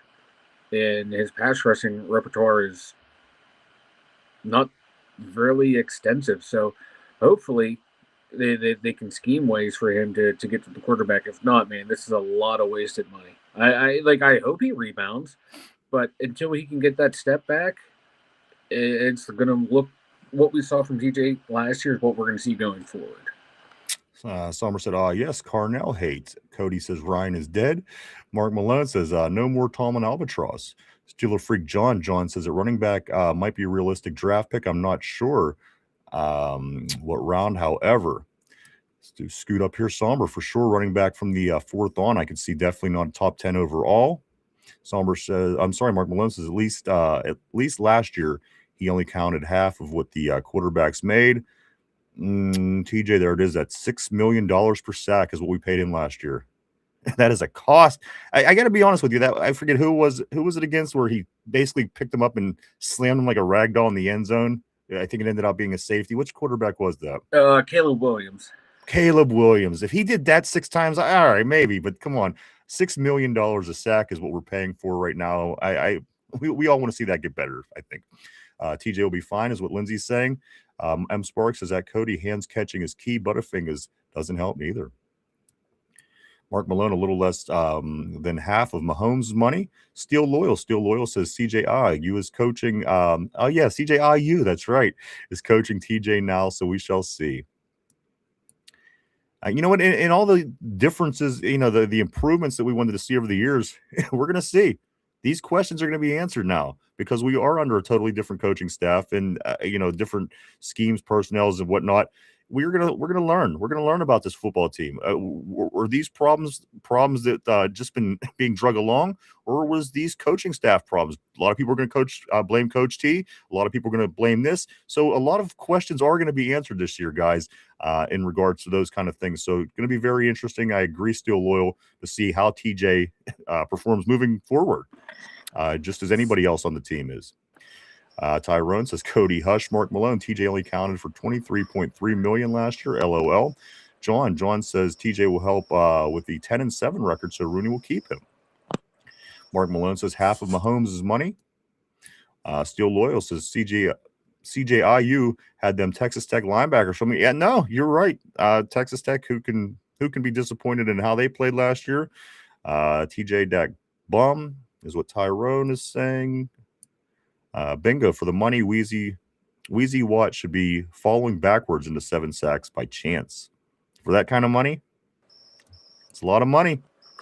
M Sparks says this get paid minimum wage at Mickey D's flipping burgers while MOFOs get paid millions for dropping balls. Cody says M Sparks around these parts we call those guys nub hands. Nub hands.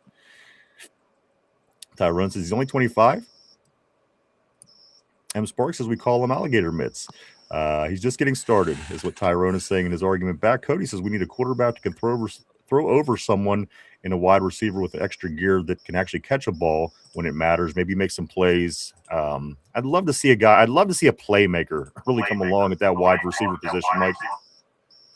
Just because I remember guys like Santonio Holmes and Antonio Brown. These guys were playmakers. So at the end of the day, I would like to see more guys with that talent. I do still hear you, Mike. I see you referring to your ear, which means maybe you don't hear me, but I can still hear you. So I'm just giving you that information.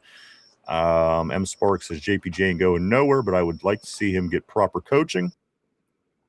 Tyrone says this. No, Mike, TJ ain't have offense when Ben left. Also, Tyrone JPJ will be good with Graham. I agree with Loyal.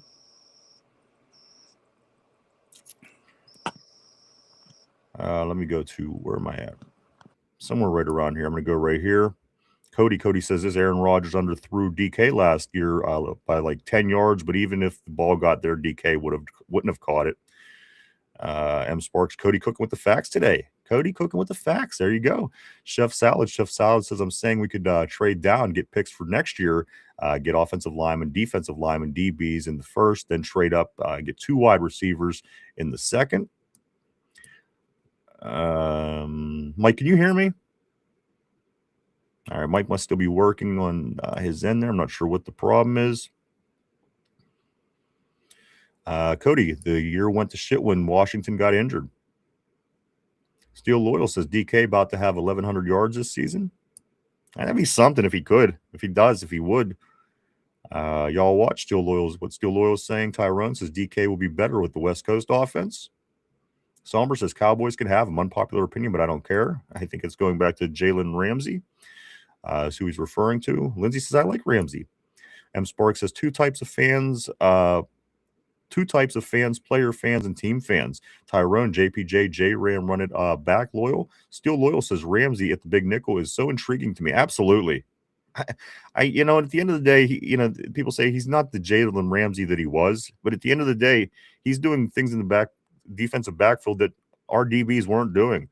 He was able to make the adjustment from corner to safety. He was making the big play at the end of a game to jar a ball loose that could have extended a game. So there was a lot of things that Jalen Ramsey brings to the table that I do like, and that you're going to have to build for younger players, and he already comes with that package. So at this point, I'm still cool. I'm still cool with Jalen Ramsey. I think he's very productive, and I think he could be a big part of this defense. He's a splash playmaker. I mean, I remember a play that he grabbed the ball out of somebody's hand and ran it for a touchdown. Unfortunately, the guy's foot was touching the out of bounds line, and it got called back. Jalen Ramsey, he's a smart defensive player. He makes shit happen. So again, if we're talking about another year or so, I have no problem keeping Jalen Ramsey around. I think he can make some big plays for this D. Somber says Cooper Jr. greater than Waddle. He's more. Yeah, no, you're right. Also, and you have to pay Waddle. Somber saying bingo. Second for a Waddle. Hell yes, all day. That's the latest I heard. Yesterday was first round picks and this and that. This morning I was reading, and again, I don't know if it was official or not, but what I did read was a second for Waddle, which I don't think is bad at all. Cody says this, Ramsey probably the only one on defense with any heart. And he has heart. You're right. Jalen Ramsey, he has heart. He's more than just a player. I think sometimes I do like Jalen. He can be a vocal leader as well. You can see that. Okay, gotcha on that, Mike. Mike's having a little bit of audio issues. Just leave the screen the way that it is, though, if you're cool. So let me just keep scooting on here. Still low, Cody. Now you were just rage baiting Tortilla. I'm going to get a picture with Ty Simpson at the draft. Somber. Cody bought a Ramsey jersey. M Sparks, Randy could stay, but he got to take the hometown discount, even though he ain't any Yinzer. Ramsey is what he's saying, I think. Cody says Ramsey probably the only Steeler I like besides JPJ in Washington. And again, he brings something. JPJ certainly brings something to the table. If he's not there, I think you're certainly missing. So let me jump right here to Cody. Ramsey probably the only. I got you on that one. I won Cody over. Tyrone is saying. Scoot up a little bit more here. M. Sparks, I think Ramsey will really shine with the proper defensive coordinator and intelligent defensive staff for a change. Cody says, no, not Warren. I didn't. Steel Loyal says, if JPJ had primetime speed, that would be insane. That would be insane, man. Cody says, don't feel like he's going to last. Steel says, you don't feel like Derek Harmon is going to last? Steel Loyal says, off-season got some of y'all bugging. Steel Loyal says, what I says stands. We go up to M. Sparks here. And as we are rounding third on the show, guys, I'm going to do my best to try to get caught up on the messages for the most part. Let me go to M. Sparks. The draft's going to be Littenberg. Can't wait. I know, man. It's going to be exciting. A lot of guys coming in. A lot of people coming in from the board and from out of town and stuff. It's going to be a blast, guys. Big draft this year in Pittsburgh. Somber says, which I still don't get, but that's his opinion. Warren's a beast. Tyrone is saying. Followed up by saying, loyal Somber, remember that one dude that said he was a backup? Laugh my ass off. Let's see. Steeler Freak says rotating linebackers because of a pass or run down is vulnerable against a hurry up. They get exposed when they can't get off the field, and the O knows it. The offenses know it. They know it. Steel Loyal says way too many fair weather football fans. Scoot up here. Somber says facts. Steeler Freak. Tyrone says they hate us because they ain't us. They hate us because they ain't us. They hate us because they ain't us. From a movie, of course. M. Sparks, way too many soft Mama's Boy fans. Somber says they hate us because they ain't us. They hate us because they ain't us. Sorry about that, guys. I'm back. Somber says, what does that even mean? Chef Salad says, what is a credit card? What is credit card debt? That's a good question, man. If you're asking that question, you're probably in good shape. Tyrone says NFL hates the Steelers. Somber. You scoot up to M. Sparks. Yins are born and raised. This ain't no game to us. It's motherfucking religion up in the 412. Believe that for sure, man. No two ways about it. Dylan Santos says, I'm back, bro. Great seeing you, my man. But I think he says, never mind, I have to go. Again, just a couple of messages later. Steel Loyal says, Herbig here to stay. Tortilla, PlayStation for life. That's right, M. Sparks. Damn Dylan is what Steel says. He's a busy man. Steel was saying, Tortilla, bro, must have a wife. We were all thinking it. Cody says, You're not allowed to watch those two Yinzers. Cody says this, did Jalen Warren even play last year? RB says this, one of the two outside linebackers need to go. Realistically, one of them have to go. Does anybody want to seriously argue Watt is better than a Highsmith the last 2 years? Interesting. John, Steeler Freak, says this, Herbig will be offered a big check from another team. And I think the Steelers have to match it. There's no way they let Herbig go. I would rather lose. Again, he's the younger piece. He's playing as well as the other guys are, but he's the backup. So you got to say, okay, I like this coming down the pike. This is going to be what we have. I think you have to match Herbig no matter what. You can't let this guy go. M. Sparks says, nah, true pimps, just rent, don't buy. Also, Cody says, and he had that one good game versus the Lions, but everyone looked good that game. Let's go to Steel Loyal, Rage Baiting 101. Steel says this, written by Cody Silva. Somber, I extended Herbig in my Be a GM simulation. I think it was 4 years, 80 million, but it was backloaded. Somber says, I don't even read Cody's comments anymore. Corey Beaver says this from Don't Drink That. He says TJ just needs to go. Rebounding in your mid-30s isn't realistic. You know what? That's not a popular opinion, but it's logical, isn't it? What Corey's saying. I mean, in the big picture, looking at business, Corey's right. But again, when you have love for your players and these are your team and guys, it's always going to be a debate. No two ways about it. Cody says this, besides Darnell Washington, some of the offensive line, who are your favorite players? Conor McGregor voice, absolutely nobody. M. Sparks, Warren is a keeper, Cody, but he's a number one and needs a 1-2 punch in the backfield. He is undersized and runs hard. He needs a sidekick, which is, it's really played to his advantage so far with playing with Najee, playing with KG. We haven't necessarily had a chance to see Jalen Warren being that premier guy. Lindsay says, let's stop acting like TJ didn't do anything last year. Tyrone says, 1 year off. Cody says, I know you read my comments, Somber. Best part of your day. Let's go up to Somber. He says, I read them, but I don't put much thought into it. It's like the boy who cried wolf. Cody says, I know you read my Instagram messages, though. You didn't stream the fight Saturday. Let's go up here to Somber. He didn't even watch the fight.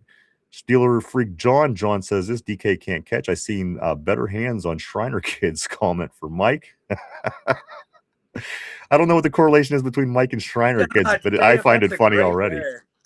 I find it funny. Best one.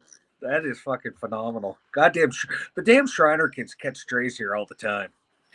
Tyrone says, I think DK will be better with the wide receiver too. I do too. I mean, come on, he was put in the worst possible position as a wide receiver last year. There was nobody opposite side of him. His quarterback, didn't feel that he had the time to throw. Of course, I mean, say what you want about the offensive line, they are improving, but they certainly weren't the ideal situation for what was going on. M. Sparks, he says, Ryan Ramsey is a keeper for now. Absolutely. He is a keeper for now. No two ways about that. John says Ramsey as long as he's okay with the new role. Lindsay agrees with Tyrone. Wayne Brown, what's up, dude? Always great to see Wayne on the terrible board. Welcome back. Cody says, what up, Ramsey? Where you been? Exchanging pleasantries, and it looks like we're going to make it, guys. We are rounding third here on the show, and this is right around where I like to be on the board at this time. We're kicking some ass. We are kicking some ass today, guys. You are kicking some ass, and we're just keeping up with you. Keep it up, guys. Since you're awesome. Yo, Ryan, I'm going to grab some that Duquesne Pilsner. Dude, it's good stuff, man. We have it for every game. I totally recommend it. M. Sparks, I hope you enjoy it. Grab yourself some Duquesne Pilsner. Lindsay says, it's good. It's really, really good. Lindsay says, in her world, Cody says Warren will be injured by week 3 as a number 2. Steeler Freak says, talking some Pilsner talk. Let me go up here to Mike Giuliano. Mike says, will Jalen Waddle be a fit if the Steelers can snag him? Mike, do you want to answer that question? I think he will be a fit. A nice vertical threat on the outside, dude with speed and someone who can catch too, and allows DK to be more than just a perimeter guy. It allows him to attack the middle of the field more, and then open up more room for Freiermuth in Washington too. Give me Jalen Waddle all day, every day, especially with the Mike McCarthy offense. But can we get a quarterback that can get him the ball? That's going to be the key right there. Let's see. M. Sparks, I couldn't agree with you more. He says, we may disagree, but we love our Steelers. Ain't that the truth, guys? Couldn't agree with you more.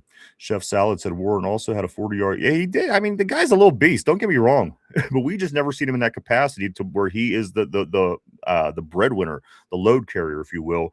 He's always had that supplemental back, and again, Najee busting out 4 1,000-yard seasons, and of course what KG was able to do last year. So we never got a chance to see Jalen Warren in that capacity, which that leaves a lot of questions still at this point. Even Tyrone says, Cody, hush, you're killing me, Smalls. That's what Tyrone is saying. Tortilla says, Cody has been a Keanu Benton poster. Cody has a Keanu Benton poster in his room. Cody says Warren could have been the number 1, but he missed the opportunity. Cody says this, I stir the pot counterclockwise. Somber and Lindsay's saying that he definitely tries. Somber also says this, it doesn't really work when everyone knows that you do it. And finally, Mike, we caught up to the board. As crazy as it sounds, we did it. M. Spark says this, love Warren number 30, great teammate, real man, hard worker, humble dedication with the big heart, big keeper. I couldn't agree more. All the messages on the board were fantastic today, guys. This is why you rock. Mike, why don't you go ahead and tell everybody about the website? Head on over to the2dumyinzers.com, the2dumyinzers.com. That's the number 2 dumyinzers.com. Over there, we got all of our links to all of our social media sites for Ryan and I. I think I got to update a couple more to get them all on there. But they're also over here on the YouTube channel. I got my dumb thoughts over there. Hopefully, we will be having more contributors too. It sounds like coming down the pike, adding more and more articles every day over at the2dumyinzers.com. Go check it out, guys. A lot of cool stuff. Mike did update it. One with the different different provider, a carrier, if you will. Website's looking really sharp. Go check it out. A lot of cool stuff over there. That's at www.the2dumyinzers.com, www.the2dumyinzers.com. Time to get into some trivia. The trivia of the day, trivia question of the day. Mike, put on your thinking cap. Everybody on the terrible board, put on your thinking caps as well. It is time to get into the question of the day, and it goes a little something like this. It is in regards to the combine, of course, starting on Thursday.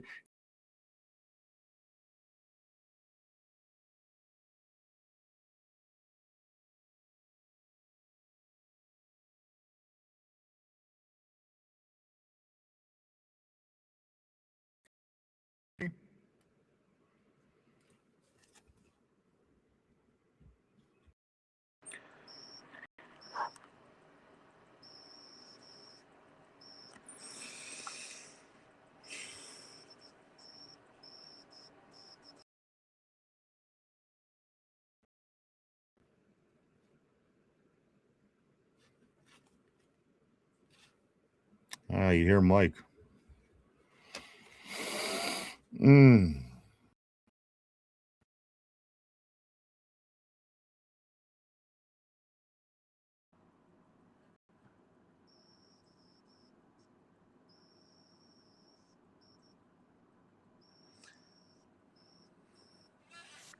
can hear me? I can hear you. Okay. I think it's better now. All right. Yeah. Thank you, guys. All right, let's get into the question of the day before I lose my mind. Let's do this, guys. Put on your thinking caps. Here we go. This is a combine trivia question for the day. Let's get into it, guys. Here we go. For the combine, here we go. What was the first year of the NFL combine? What was the first year of the NFL combine? And it wasn't called the combine, it was called the National Football Scouting Inc. Guys, the question of the day, what year was the very first combine? And again, it wasn't called the combine. It was in Tampa Bay. It wasn't in Indianapolis. It was called the National Football Scouting Inc. Question of the day, what year was that? What year was the first year for the combine? Take a minute to think that over. We're live 5 days a week right here, Monday through Friday, 11:30 a.m. to 2:30 p.m. every day right here on the tube. On the tube. Tortilla's got his guess up there. He says 1964. If you don't know, throw a guess up there. See if we could get close to it on a guess, guys. Tyrone is saying 1988. Tortilla is saying 1964. Cody is saying that Matt Canada is the electrician. He is the electrician over here. So throw your guesses up there. Some of you may know it. Somber says, oh, wow, I wanted to say it's been 30-ish years. Maybe I heard Rich Eisen say, but I can't remember, LOL. M. Spark says, don't know, but useless information is good. Absolutely. I tend to have more useless information than anything else. Cody says 1883. M. Spark says 1990. Mike, what are you thinking? What's your thought process on this? When was the first year for the NFL Combine? Again, it was not called the NFL Combine. And he disappeared again. No clue. Cody says Bill Cosby. Somber says, I'll guess 1978. Guys, so let's get to it. The question of the day is this. What was the first year for the NFL Combine, guys? It was in Tampa Bay. It wasn't in Indianapolis, where it is every year. It was called the National Football Scouting Inc. It wasn't called the Combine. So it tells you it's probably going to be a while ago. What was the first year for the NFL Combine? A bunch of different guesses on the board, a bunch of different answers on the board, guys. This is the answer, of course. The question is, what was the first year for the NFL Combine? The answer. Some of you guys were close. Some closer than others. But the answer for the question of the day, guys, 1982. 1982 was the year that the Combine began. And again, it wasn't even called the Combine. And it was in Tampa Bay, Florida. It's been a couple of years there. I think 2 years in Tampa. There was a couple of years somewhere else.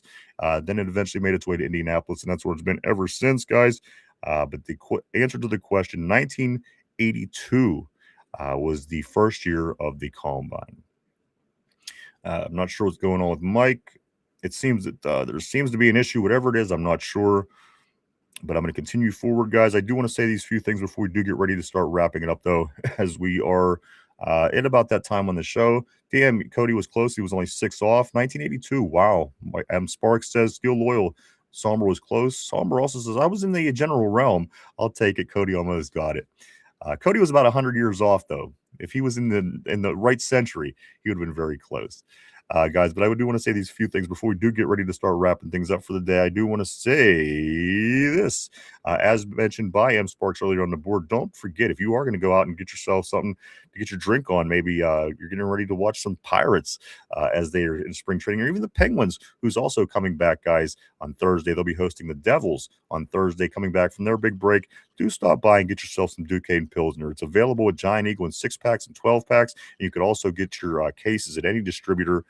Duquesne Pilsner, the guys over there go out of their way to include us in promotions and such, and we couldn't thank them enough, so we want to help them and just offer, say, guys, maybe get over, check out their social media, hit the like, hit the follow. Maybe you're not a drinker, do those things. If you are, dude, get yourself some Duquesne Pilsner. It's delicious. We always have it here at the studio, made here, right here in Pittsburgh, and as it says on the can, grab a Duke. Grab Duke. There he is. There he is. Rooney cut Mike's internet so he couldn't Google it. I think that was the case, man. My Wi-Fi be bugging on me, bro. Boy, did that make that is one of the fun. You know what, Tortilla Jackson, you got the game ball today. Throw you the game ball, brother. Enjoy it. You earned it. Let's go to Tyrone. Y'all safe? Peace. Hey, you too, my man. Hope everything goes well for you, sir. Hope that you're feeling better. We'll see you tomorrow. M Sparks says you're right. I'm damn sure. Let me know, man. Get yourself some Duquesne Pilsner. I don't think you're gonna be disappointed. And then also down at the draft this year, we'll be getting together with Duquesne Pilsner. So if we all end up seeing each other down the draft, guys, we'll certainly get you in there and get you drinking down there with some Duquesne Pilsner as well. Also, I do want to say these other things, Mike. If you haven't had a chance, go check out our social media. We are all over the internet. You can check us out at Facebook, X, formerly known as Twitter, Instagram, Threads, even TikTok. And if you haven't had a chance yet, do hit the like button down below. Hit the sub, share, and even leave a comment if you will. It all helps us in the algorithm. We appreciate it all. Thank you. Mike, anything before we do get ready to wrap things up for today? Another fantastic, great show. You guys fucking rocked it in the comments today. I checked at one point. I think it was over like 450 comments. You guys are just the best.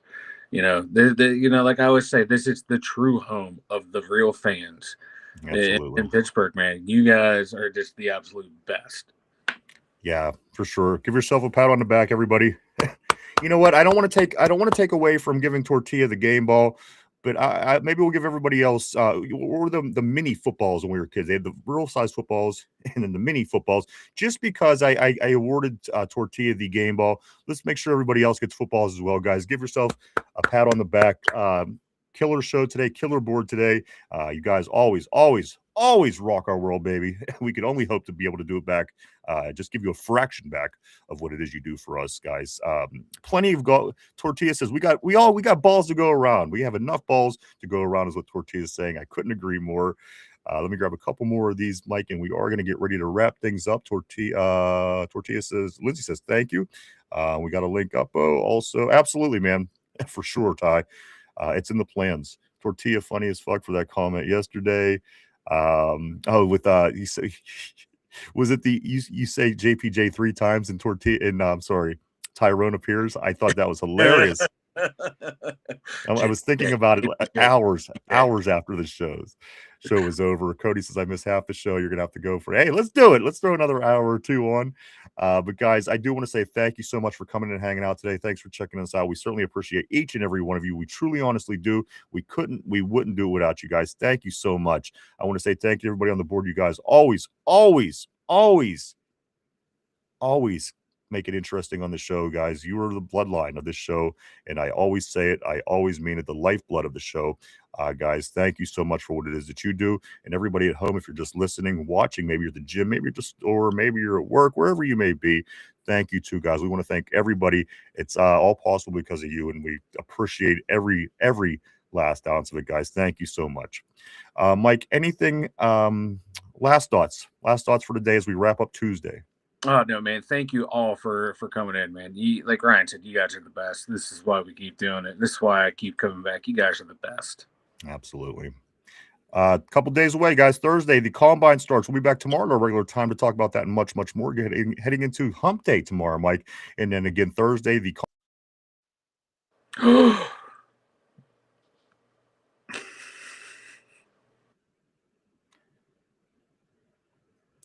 we still on? We're still on. Okay. I do want to say then it'll be Thursday, the combine starts, and then we got about 10 days, give or take, till free agency. So much stuff going on, guys. A lot of stuff to get into. So much more we'll be talking about. Again, tomorrow, we hope to see everybody back at our regular time. We'll be here then.